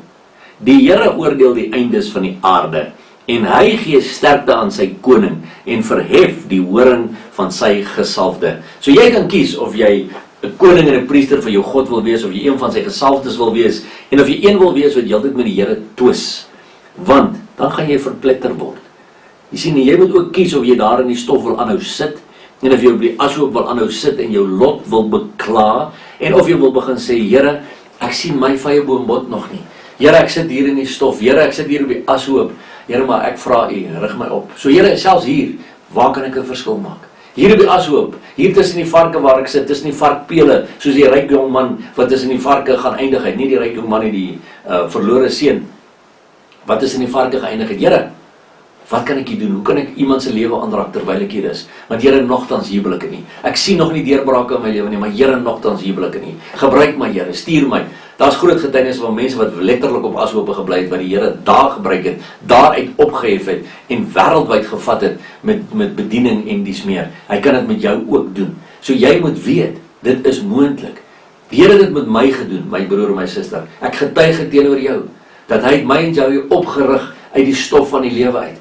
Nou is dit 18 jaar later, en ons kan terugkyk op 18 jaar, goed wat die Here vir ons gedoen het, en ek kan jou sê, my mond kan partykeer oophang. Ek kan jou vir 2 weke lank besig hou, net met die manier wat die Here vir ons finansiëel voorsien het, hoe hy vir ons deurbrake gebring het, omdat ek geleer het daai tyd, toe ek met my voete moes loop, geleer het om in hom te jubel, om te sê, Here, al sou my vyeboom nie bot nie, al is daar nog nie, het ek nie baat as 'n huis of enigiets van die aard nie, ek jubel in U. Dankie dat U my oprig uit die stof uit. Dankie dat U die een is wat my wil optel van die ashoop af. En hy het, maar is 'n keuse wat ek moes maak om gehoorsaam te raak aan hierdie woord. Daarom moet ek elke oggend as ek my klere aantrek, dan kyk ek na daardie teksverse van Habakuk 3 vers 17 tot 19 en dan sê ek, Here, nogtans. En weet jy wat? Dis 18 jaar later. As jy vir my kom kuier, kan ek jou na my slaapkamer toe vat. En ek kan vir jou my handkas oopmaak. Daai teksvers hang nog steeds. Is nou nie meer die een wat ek daai tyd geraam gehad het nie, maar is nog steeds vasgeplak teen my handkas se deur, want ek het geleer, al sou die vyand hom nie bot nie. En is daar moeilike tye die afgelope 18 jaar ook al gewees? Ja, natuurlik. Want julle weet hoe gaan dit in die land, julle weet hoe gaan dit met die ekonomie en dis meer, maar selfs deur daardie tye, dan kyk ek na daardie vers en ek sê, Here, ek jubel in U. Here, ek sien die rekening is bietjie leeg, so ek jubel in U. Dankie Here, waar kan ek iets vir iemand gaan beteken? Waar kan ek iets gaan ons sê, Here, klim my kar, ry nou soontoe, want deesdae kan ek ry, want die Here het vir ons voertuie voorsien, en ek prys sy naam daarvoor. Maar die punt is nou, dan ry ek soontoe, en dan sien ek, hier kom geld in my rekening. Of ek klim op 'n vliegtuig, ek vlieg Malawi toe, ons gaan bedien mense daar vir 'n week lank, daar is die mense die armste van armes, daar's nie finansies wat kan inkom nie. Dan kom ek terug by die huis, dan ping my selfoon, dan iemand R20.000 op my rekening betaal, dan loof ek die Here, want dit maak al die uitgawes wat ons aangegaan het om daar te kom en terug en dis meer as op en ons kan alles betaal wat betaal moet word. Want dis die God wat ons dien, my broer en my suster. Ek sê vir jou vandag, daardie lewende God is 'n werklikheid in my lewe. As 'n een ding is wat ek geleer het hierdie afgelope 18 jaar van my lewe, is God is 'n waarmaker van sy woord. Maar dit beteken nie ek kan maar net op my laure rus. Dan sê ek, Here, nou wanneer voorsien nie vir my nie. Nee, ek doen my deel. Ek staan op en stap na iemand toe om vir hom te gaan bid. Ek klim op my kar en ek ry na iemand toe. Ek klim in 'n vliegtuig en ek vlieg Malawi toe. Of wat ook al die geval mag wees. Ek doen my deel en die Here doen meer as sy deel. Want hy is die meer as genoeg God. El Shaddai. The more than enough God. Dis die God wat ons dien. Ons Vader Yahweh. Die God van alle gode, sê die Bybel. Maar kom ons lees verder wat sê die Bybel. Filippense 4 vers 7 tot 12 sê, verder broeders, alles wat waar is, alles wat eerbaar is, alles wat regverdig is, alles wat rein is, alles wat lieflik is, alles wat loflik is, watter deug en watter lof daar ook mag wees, bedink dit. En wat julle geleer en ontvang en gehoor en in my gesien het, doen dit en die God van vrede sal met julle wees. Ek het my grootliks verbly in die Here dat julle nou eintlik weer opgeleef het om aan my belange te dink, waarin julle ook gedink het, maar julle die geleentheid nie gehad nie. Nie dat ek het uit gebrek sê nie, want ek het geleer om vergenoeg te wees met die omstandighede waarin ek is. Daai is 'n uiters belangrike punt, want dit moes ek ook leer. En dit gaan jy ook moet leer. Ons moet leer om vergenoeg te wees met die omstandighede waarin ons is. Ek weet om verneder te word. Jy sien, ek weet ook om verneder te word, want mense het by my verbygery van my vorige kliënte en vir my in my gesig gelag. Ek weet ook om oorvloed te hê. In elke opsig en in alle dinge is ek onderrig. Om versadig te word, sowel as om honger te ly, dit het ek ook geleer. Om oorvloed te hê, sowel as om gebrek te ly, dit het ek ook geleer. Maar die punt bly nog steeds staan, mense. Wat bedink ek en jy? Daar by vers 7 sê hy die eerstens vir ons, bedink alles wat eerbaar is, alles wat regverdig is, alles wat rein is, alles wat lieflik is, alles wat loflik is, wat 'n deug, wat 'n lof daar ook mag wees, bedink dit. Hoekom? Want dan gaan jy op God ingestel wees, op daardie mooi dinge ingestel wees. Daarom, dan gaan jy positief wees, nie negatief wees, negatiewe dinge bedink, die wêreldse dinge bedink en so aan nie. Maar hy sê, ek het geleer om vergenoeg te wees met die omstandighede waarin ek is. En ek en jy moet dit ook leer, my broer en my suster. Ons is nie beter as Paulus nie. Ons is nie beter as enige ander gelowige nie. Dit gaan alles oor Jesus Christus. Maar kyk wat mooi wat hy sê, né? Ek weet om verneder te word, ek weet ook om oorvloed te hê. In elke opsig en in alle dinge is ek onderrig. Dis interessant, né? Hy sê, so ek is eintlik geonderrig om versadig te word, sowel as om honger te ly. So ek is geleer om versadig te word, en ek is ook geleer om honger te ly. Om oorvloed te hê, sowel as om gebrek te ly. Maar dan kom die kruks van die hele vers natuurlik, die volgende vers wat almal baie goed ken, Filippense 4 vers 13. Ek is tot alles in staat deur Christus wat my krag gee. So, jy sien, ek gaan hierdie goeders net kan doen deur Christus wat my die krag gee. Daarom moet ek elke oggend van my lewe, in my gebedstyd, as ek voor ek uitgaan uit by huis, sê, Here, gee my vandag u krag asseblief. Here, want ek het vandag u krag nodig in my huwelik. Here, ek het vandag u krag nodig in my verhouding met my kind. Here, ek het vandag u krag nodig daar by die werk, die situasie met die CCMA, of wat ook al die geval mag wees. Here, ek het u krag nodig. Want Here, ek is tot alles in staat deur Christus wat my die krag gee. Maar leer my ook om vergenoeg te wees in die omstandighede waarin ek is. Om in geloof te bly staan, in die vaste vertroue op die dinge wat ek hoop, en 'n bewys te kan hê van die dinge wat ek nog nie sien nie. Om in my hart te weet, die Here sal die deurbraak gee. Maar ons moet leer om op hom te vertrou. Ons moet leer dat hy ons wil help. En weet jy wat? Ek wys net daar op jou skerm vir jou die twee woorde, Here help. Want destyds, toe sê ek eendag vir die Here, U moet my nou help. Ek verstaan nou nog nie. Ek sien nog nie deurbraak in ons finansies en so aan nie. En die Here sê vir my, Tiaan, ek het nog nie nodig om jou te help nie. Ek sê, Here, hoe bedoel jy nou? Hy sê, wel, jy het nog agterdeur oop. Ek sê, Here, wat? Ek sê, wel, jy het nog Sanlam en Ou Mutual aandele, wat hulle daai tyd vir ons uitgereik het. En mense, eers toe ek my aandele moes verkoop, om vir my en Joey groceries te koop, toe kon die Here ons help. En kyk mooi, ek het die woordjie help daar so geskryf, H.E.L.P. Want ons is geneig om baie keer te sê, Here, help my. Wat beteken die woord help? Dis eintlik 'n sinnetjie. Die sinnetjie is, Here, ek los planne. Jy hoor wat ek sê? Here, ek los planne. Dan kan die Here my help. Maar terwyl ek nog besig is met my eie planne, met my eie slimmigheid, met my eie wysheid, nee, ek sal hierdie ding maak werk, nee, ek sal hom fix, nee, ek weet wat moet doen, ek moet net hierdie so doen, ek moet daai so skuif, ek moet daai so verkoop, ek moet die hier doen, ek moet die daar doen, maar dan sê ek weer, okay, ja wel, dan hoef die Here jou nie te help nie, jy is in beheer. Maar ek kan jou beloof, my broer en my suster, wanneer jy werklik daar in die stof van die lewe sit, wanneer jy op die ashoop is jy by 'n punt om te sê, Here, ek los planne, ek het nie meer planne nie, Here help. En dan kan die Here begin help. Ek onthou toe ek destyds alles verloor het. Toe ek nou besef, weet jy wat, ek was 'n prokureur in die dorp, almal het my geken en skielik het ek niks, ek loop met my voete en het hier 'n beklemming om my hart gekom. En maar het ek om my huis begin loop, en in daardie oomblikke het ek net begin uitroep en gesê, Here, ek het nou niks behalwe U nie. Here, ek roep uit tot U. Here, U moet my help asseblief. En die Here het. Hy het ons uitgehaal, ons uit die stof uit opgerig, ons van die ashoop afgehaal, en hy het ons deurgedraai hierdie 18 jaar, en hy kry al die lof en die eer, maar jy sien, ek moes leer, klaar met my planne, ek maak nie meer planne nie, so Here, hoe wil U my gebruik? Here, wat wil U moet ek doen? Want Here, ek is tot alles in staat deur Christus wat my die krag gee, want dan kan hy nou help, nee, maar solank as wat ek besig is, kan hy nog nie help nie, want my planne is in beheer, my ek is in beheer, ek sal die planne maak, ek sal in beheer wees, en dan werk dit nie, maar ons moet een ding verstaan, die een manier hoe Satan ons probeer stop, om dit reg te kry, is met vrees, om ons bang te maak, nee, hoe gaan ek dit reg kry, nee, maar 2 Timoteus 1 vers 7 sê, want God het ons nie 'n gees van vreesagtigheid gegee nie, maar van krag en liefde en selfbeheersing. Soos God nie vir ons 'n gees van vreesagtigheid gegee het nie, waar kom vrees dan nou vandaan, anders as van die duiwel af? Hy is die een wat ons bang maak. Vrees oor die toekoms, vrees vir die dag van môre, vrees oor my finansies, vrees vir wat mense van my dink, vrees vir mislukking, en dies meer. Maar jy sien, as ek in die Here wandel, gee my krag, liefde en selfbeheersing. Ek kan daai vrees beheer. Ek weet wat se autoriteit ek in Christus het om die gees van vrees te weerstaan, en ek moes dit leer. Hy vrees wat jou so wil uitmekaar uitskeer.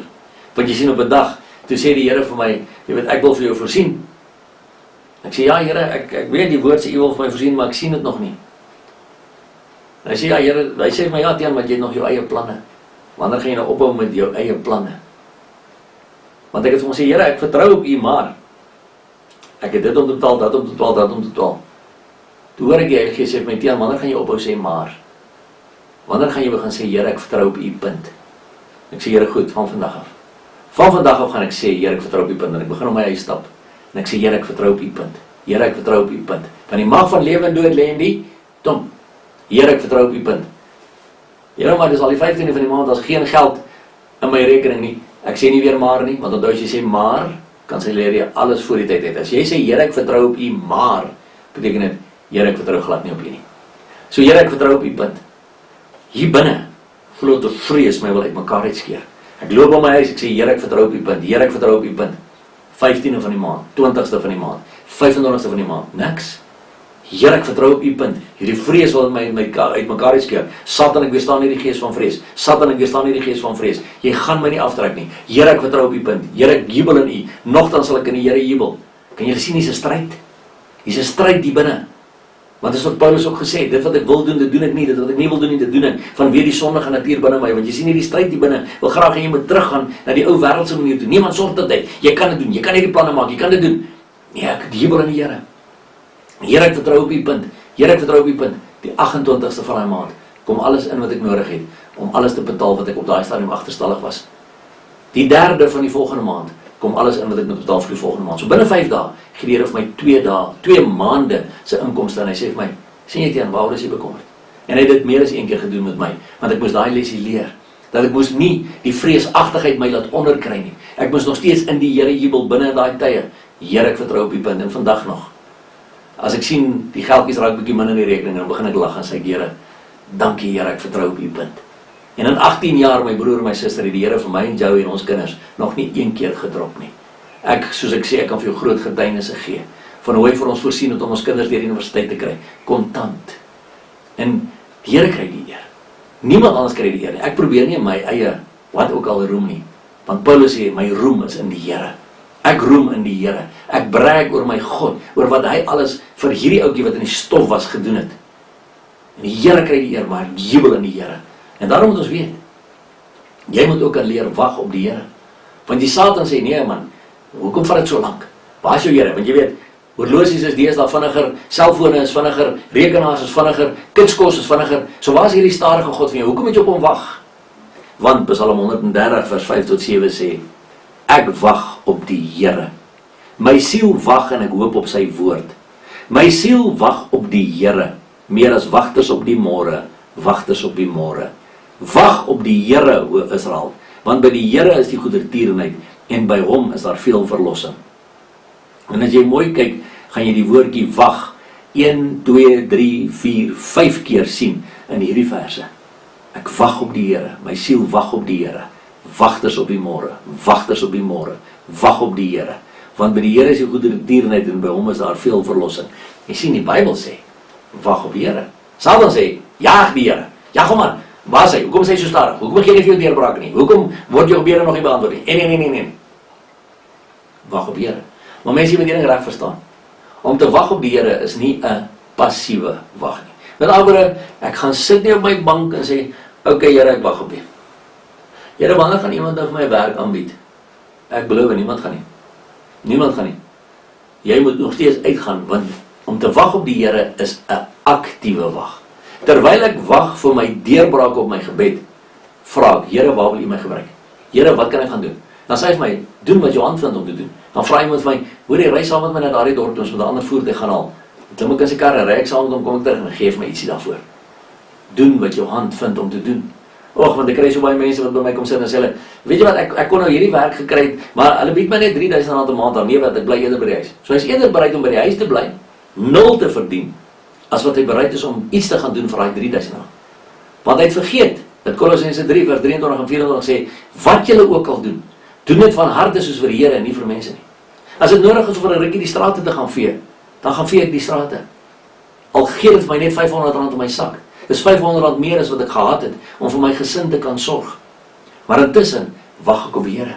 Here, terwyl ek hierdie straat vee, hier's 'n siel wat ek kan red vir u koninkryk. Hier's iemand met wie ek kan praat oor Jesus. Hier's iemand waar ek saad in sy lewe kan saai.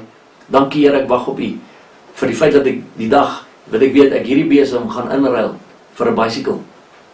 En dan is ek my fietsry besig met aflewerings en goed. Sê ek dankie Here vir hierdie fiets. En ek het 'n hoop op die dag wat ek 'n klein bakkietjie kan ry. En weet jy wat, so die Here hierdie goeders gedoen ook in my lewe. Ek het nou werklik daarom nooit strate gevee nie. Prys die Here daarvoor, maar ek het met my voete geloop in daai strate. Tot op 'n dag wat 'n vriend na my toe gekom het en sê die Here sê, ek moet vir jou hierdie bakkie gee. So 'n spierwit klein nis in 1400 bakkietjie. En ek loof die Here vir vriende soos daai. En die Here kry al die eer en ek seën daardie vriende nog al die jare. Want hulle was deel van die instrumente wat God gebruik het om hierdie ou uit die stof uit op te rig. Om hierdie ou op te tel. Te weet, waarlik, waar kry jy dit? Dat iemand na jou toe kom vir jou kar gee. Wel, dit het gebeur, maar terwyl ek gewag het op die Here vir 'n karretjie, wat het ek gedoen? Ek het op my voete geloop. Ek het gaan bid. Ek het mense gaan aanraak vir die Here en ek het gejubel in die Here. Ek was dankbaar vir wat ek het. Ek was dankbaar vir die feit dat ek asem het, dat ek gesond is. Maar onthou, wag op die Here is nie 'n passiewe wag nie. Dit is 'n aktiewe wag. Terwyl jy wag op die Here om vir jou nuwe werk te gee, moet jy jou CV's gaan ingee.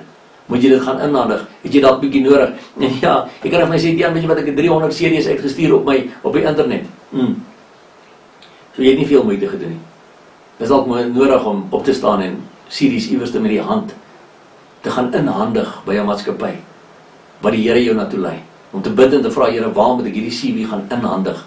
Laat ek opstaan van my stoel af. Maar om net op die stoel te sit en jou CV's uit te stuur met 'n knoppietjie wat jy druk, is nog nie veel moeite wat jy gedoen het nie. So daarom moet ek kan vra, Here, U moet met my wees. Here, wys my waar. En ek staan op van my stoel af en ek stap of ek ry en ek gaan gee my CV by daai plek in.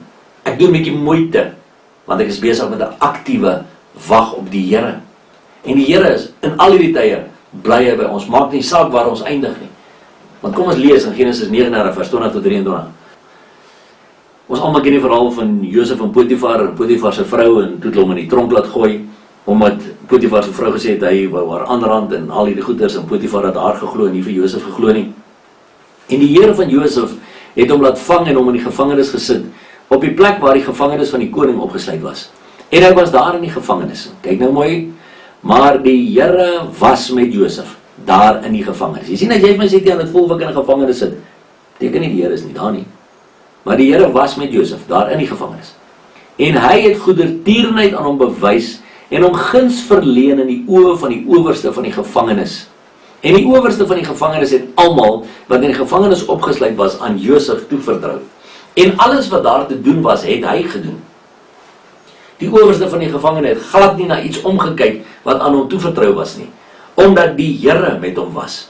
En wat hy doen, het die Here voorspoedig laat wees. Kan jy sien? Die Here was met Josef selfs binne in daardie gevangenis. Tot so 'n mate dat die owerste van die gevangenis die hele gevangenis se autoriteit aan Josef toevertrou het. So Josef het alles in die gevangenis gedoen wat gedoen moes word. Die owerste was nie eens meer bekommerd nie, want Josef het alles gedoen. So die vraag is, as jy sê, ja, ek sit ook in 'n gevangenis, maak jy waar saak wat dit mag wees nie. Daar's nie finansies nie, of my huwelik werk nie, of wat ook al dit mag wees. Dan vra ek jy die vraag, weet jy dat die Here nog steeds met jou is? Dat hy jou daar ook wil help? As jy net bereid is om te sê, Here, ek jubel in U, my vyeboom bot nog nie. Maar Here, help my in hierdie gevangenis. Gee dat ek alles wat ek in hierdie gevangenis doen, gevangenis in aanhalingstekens, sal doen vir U. Sodat U ook my situasie kan omkeer, soos wat U Josef se situasie omgekeer het. Want jy sien, dieselfde God wat by Josef was, is dieselfde God wat by my en by jou is. Dieselfde God wat by Paulus en Silas was, in Handelinge 16 vers 22 tot 26. Lees ons, en die skare het saam teen hulle opgestaan en die regters het hulle klere laat afskeer en bevel gegee om hulle met stokke te slaan. En toe hulle baie slae gegee, kyk mooi mense, hulle het nie net so 1 of 2 houtjies gekry nie, hulle het baie slae gekry met stokke, en weet jy, stokke buig nie soos 'n lat nie. Stokke breek vel, stokke breek vleis. En toe hulle baie slae gegee het, het hulle in die gevangenis gewerp en die tronkbevader bevel gegee om hulle sorgvuldig te bewaak. Hy het toe, omdat hy so 'n bevel ontvang het, hulle in die binneste gevangenis gewerp en hulle voete in die blok vasgemaak. Dis nog erger. En omtrent middernag, kyk nou mooi, En omtrent middernag het Paulus en Silas gesit en huil, gesit en kla, gesit en weeklaag. Is dit wat daar staan? Nee, is nie wat daar staan nie. Daar staan, en omtrent middernag het Paulus en Silas gebid en lofliedere tot eer van God gesing en die gevangenes het na hulle geluister. My goeieste, wat kan ons hieruit leer? Wel, kan jy ook nadat jy pak slaag gekry het, slaag gekry het in jou finansies, slaag gekry het in jou huwelik, slaag gekry het in jou verhouding met jou kinders, om een of ander manier, op een of ander rede, kan jy ook bid en lofliedere tot eer van die Here sing? Of sit jy dan juis in kla, weekla? Ag Here, hoekom het U dit nou so laat gebeur? Ag Here, dit is nou verskriklik. Hoekom moet ek nou hierdeur gaan? Nee, is nie die voorbeeld wat Paulus en Silas vir ons gee nie. Dieselfde Paulus en Silas, gewone mense, met dieselfde God by hulle. Ek en jy is gewone mense, met dieselfde God by ons vandag. En wat gebeur toe hulle lofliedere sing tot eer van God, binne in daai situasie? Dink net hoe seer moes hulle lywe gewees het. Hulle was wat dalk stikkend geslaan. Hulle voete is in daai blok vasgeslaan. En skielik kom daar 'n groot aardbewing, sodat die fondamente van die gevangenis geskit het. En onmiddellik het al die deure oopgegaan en die boeye van almal het losgeraak. Net dalk wil die Here ook 'n aardbewing in jou lewe veroorsaak, as jy kan begin leer om hom te loof en prys. Al sit jy in 'n gevangenis, al is jy stikkend geslaan deur die omstandighede van die lewe, al is jou huwelik aan flardes, al is jou besigheid aan flardes, al is jou verhouding met jou kinders aan flardes. As jy kan bid en lofliedere tot eer van die Here sing, kan die Here dan ook 'n groot aardbewing in jou lewe bring, sodat jy ook vry kan kom, sodat die deure in jou lewe kan oopgaan en die boeye ook kan losraak van jou voete en jou arms af en jy vry kan wees. En dit wat ons moet verstaan, mense, is vir die Here vir my en vir jou wil doen. Dieselfde God wat vir Paulus en Silas gelei het deur sy Heilige Gees om te kan verstaan dat hulle in daardie omstandighede moet bid en lofliedere moet sing. Dis dieselfde God wat vir my en jou sê, al sou jy nie 'n kar in jou driveway hê nie, al sou jy nie geld in jou rekening hê nie, al sou jy geen bates besit nie, nogtans moet jy in die Here jubel. Dan kan die aardbewing kom, kan jou deure oopgaan, kan jy vry begin uitstap en begin doen wat die woord sê. En mense sê vir my, Tiaan, maar ek is bekommerd oor my kinders.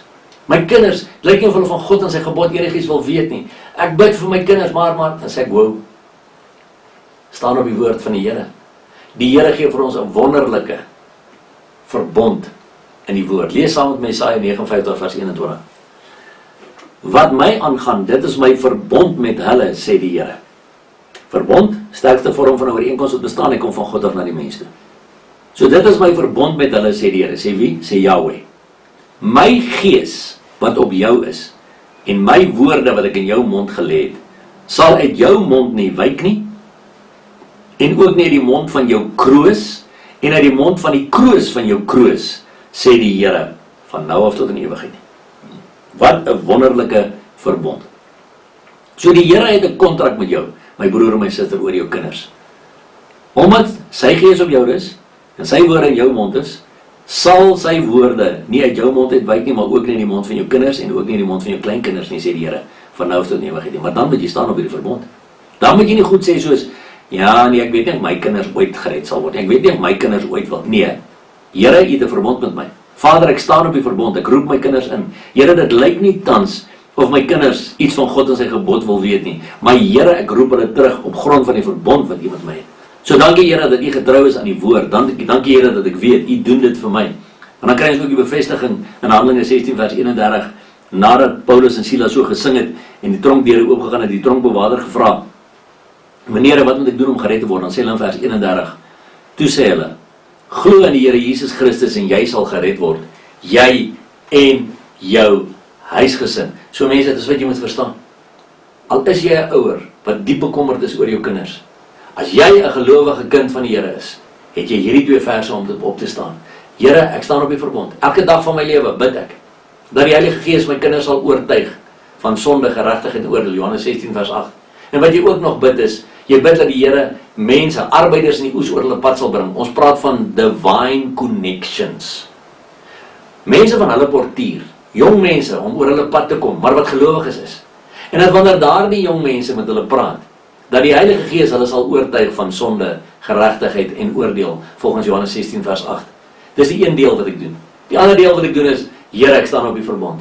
Dankie dat U met my verbond het. Dankie dat ek weet, U sê, Omdat u gees op my rus en u woorde in my mond gelê is, sal u woorde in my mond bly en ook in die mond van my kinders en die mond van my kleinkinders, van nou af tot in ewigheid. So al gebeur dit eers nadat jy gesterf het, my broer en my suster, op grond van die verbond wat God met jou het, sal jou kinders inkom in die koninkryk in. Jy sal hulle in die hemel kry, maar dan moet jy staan op die verbond. Dan moet jy staan op die bevestiging in Handelinge 16 vers 31, wat sê, glo in die Here Jesus Christus, en jy sal gered word, jy en jou huisgesin. Die vriend wat my na die Here toe gelei het, hy het altyd hierdie gesê, we are planting trees, under whose shadow we will never sit. So dis wat jy moet weet, ek en jy is saadsaaiers. Is al, gaan saai die saad. As 'n liedjie wat Piet Smit sing van saaier, saai die saad. Ek en jy moet net die saad saai. Jy sien, ons kan nie die saadjie saai, hom staan en kyk, hom vat, en hom begin trek, dat hy kan groei, en dan wil ons hom nog oes ook nie. Dis nie vir my en vir jou nie. Paulus sê, ek het geplant, Apollos het nat gemaak, maar God het maak groei. So net so, gaan jy 'n saadjie in iemand se lewe saai, met dit wat in jou lewe gebeur het, 'n getuienis wat jy gegee het, of waar jy hulle gehelp het, of iets wat gebeur het, en jy gaan 'n saadjie saai. En 6 jaar later gaan iemand anders met hom praat oor soortgelyke goed, en dan gaan daai saadjie wat jy geplant het begin opkom. Want jy sien, jy het gesaai. Daardie ander persoon het nat gemaak, maar God maak groei. En dan eendag as jy in die hemel instap, gaan jy die ou ook daar sien en hy gaan sê, dankie vir jou. Want as jy nie daai saadjie in my lewe gesaai het nie, was ek nie vandag hier nie. So, plant net daai saad. Dit is nie jou oes nie. Iemand anders sal oes, maar God maak groei. Maak jy net seker dat jy die saad saai in jou familie se lewens, in jou kinders se lewens, in jou werksmense se lewens, daar in die straat waar jy gaan, met jou glimlag, met dit wat jy doen. Jy hoef nie eens altyd te loop en preek nie. Baie keer sal mense na jou toe kom en sê, maar wat het jy wat ons nie het nie? Ek kan sommer sien, iets straal uit jou uit. Dis hoe werklikheid dit is. Daar's baie getuienisse daaroor. Maar ons moet weet, mense, ons moet hierdie boek ken. Die hele skrif. Hoekom? Want 2 Timoteus 3 vers 16 en 17 sê, die hele skrif is deur God ingegee. Kyk mooi, die hele skrif is deur God ingegee. So ek kan nie sekere gedeeltes uitskeer en sê, nee, ek kan niks hieruit leer nie. So jy sê met ander woorde, jy is beter as God. Jy besluit nou, dit wat hy ingegee het, is nie meer goed genoeg vir jou nie. Nee. Die hele skrif is deur God ingegee. En is nuttig tot 'n paar goed. Kyk mooi, punt 1, dis nuttig tot lering, punt 2 tot weerlegging, punt 3 tot teregwysing, punt 4 tot onderwysing in die geregtigheid. Hoekom? Sodat die mens van God, dis ek en jy, volkome kan wees, vir elke goeie werk volkome toegerus. Jy sien, ek moes ook leer, die afgelope 18 jaar, om die hele skrif, wat deur God ingegee is, te begin leer, te bestudeer en dit te leef. En skielik het ek uitgevind, ek kan leer hieruit, ek word weer lê as ek verkeerde goeders geglo het, ek word tereggewys as ek bietjie van die pad af wil gaan, en ek ontvang onderwysing in die geregtigheid, God se manier van dinge doen. En daarom kan ek nou volkome wees, vir elke goeie werk volkome toegerus, en dis vir my en vir jou ook. Ons kan volkome toegerus wees, maar dan moet ons bereid wees om te leer uit die hele skrif uit, van Genesis tot by Openbaring. Moenie sekere dele uitskeer en sê nee, ek kan niks daaruit leer nie. Nee, gaan leer daar. Gaan leer uit die foute wat Adam en Eva gemaak het. Gaan leer uit die foute wat Abraham en Sarai gemaak het. Gaan leer uit die foute wat Dawid het gemaak het, sodat ons nie dieselfde goed hoef te doen nie. Sodat ons kan sê, dankie Here, dat hulle getuienisse ons kan help om in oorwinning te lewe. En dan kan ek weet, as ek doen wat hierdie boek sê, ook met betrekking tot die aanneem van Jesus, ook met betrekking tot om te glo dat God hom uit die dode het opgewek het, dan weet ek sal eendag in die hemel wees. En dan sê baie mense, meneer, ja, jy kan dit nooit regtig weet nie. Mense, ek het 'n hele boek geskryf oor redding volgens die Bybel. Want baie mense sê nie, ons is net uitverkies. Jy moet maar net hoop jy is uitverkies nie. Ek is jammer, daar bestaan nie so iets nie. Die Bybel is baie duidelik oor wat ons moet doen om gered te word. Want onthou, Jesus sê in Lukas 6:46, wat noem julle my Here, Here, en julle doen nie wat ek sê nie. Ek sê dan vir julle, julle moet my aanneem. Ek sê dan vir julle, julle moet my met julle mond bely en julle moet met julle hart glo dat God my fisies uit die dood het opgewek het. Dan doen die mense dit nie. Maar wonderlik hoekom word hulle nie gered nie. Nee, ons kan weet dat ons gered is. Ons kan dit werklik weet. Waar staan dit? Wel, 1 Johannes 5 vers 13. Dit het ek geskrywe aan julle wat glo in die naam van die Seun van God, sodat julle kan weet dat julle die ewige lewe het en kan glo in die naam van die Seun van God. Kyk mooi wat daar staan. Jy kan weet dat jy die ewige lewe het. Jy hoef nie te wonder nie. Jy kan dit weet. So wat kies jy om daarmee te maak met hierdie kennis? Maar vandag sê ek vir jou, Na dit wat ek nou met jou gedeel het, is 'n kort boodskap hierdie. Wat gaan jy maak met dit wat ek met jou gedeel het? Gaan jy jou vaskyk in die feit dat daar nie geld in jou bankrekening is of nie 'n kar in jou driveway nie, of gaan jy begin sê, Here, ek jubel in U. Gebruik my, Here, waar kan ek vir iemand gaan bid? Waar wil U my gebruik? Waar kan ek 'n saadjie gaan saai? Here, want ek bou in hierdie ark. Ek bou in hierdie ark. Ek sal nooit langer as Noag kan bou nie, maar ek bou in hierdie ark. En onthou mense, Jesus sal jou help. Hy sal jou deurdra, want hy's nie 'n dooie God nie. Ons is nie meer besig met dooie godsdienst nie, want godsdienst is dood. Verhouding met Jesus Christus is lewe. Ons dien 'n lewende God en ons lees dit in Openbaring 1 vers 17 en 18, maar Jesus sê, ek is die eerste en die laaste en die lewende, en ek was dood en kyk, ek leef tot in al ewigheid, amen. En alle eer gaan aan Jesus Christus van Nasaret. Alle eer aan die God wat vir my en jou gesterf het, opgestaan het, opgevaar het aan die hemel toe en op pad terug is om ons te kom haal. Hy kry die lof, die eer, die dank en die aanbidding. So kom ons bid saam. Vader, in die magtige naam van Jesus sê ons vir U dankie. Dankie dat ons kan weet, al sou die vyeboom nie bot nie, Here, nogtans kan ons jubel in die Here. En ek wil bid dat die Heilige Gees die naprediker sal wees van hierdie boodskap. Dat mense daar buite wat na hierdie boodskap kyk sal sê, Here, ek vra, begin vandag met my dieselfde doen wat U met Jan gedoen het. Here, help my. Here, leer my om my planne te los en op U te vertrou. Maar Here, rig my op uit die stof uit. Haal my af van hierdie ashoop van die lewe af. Haal my uit die gevangenis van die lewe uit. Laat die aardbewing kom en my vrymaak. Maar Here, ek wag op U. Ek wag op U. En ek loof en ek prys U terwyl ek wag op U. Gebruik my, Here, tot eer van U naam. Dankie, Here, dat U ons gewone mense wil gebruik in die koninkryk. Dat U ons waardig ag. Ek prys U en ek aanbid U in Jesus se naam. Amen.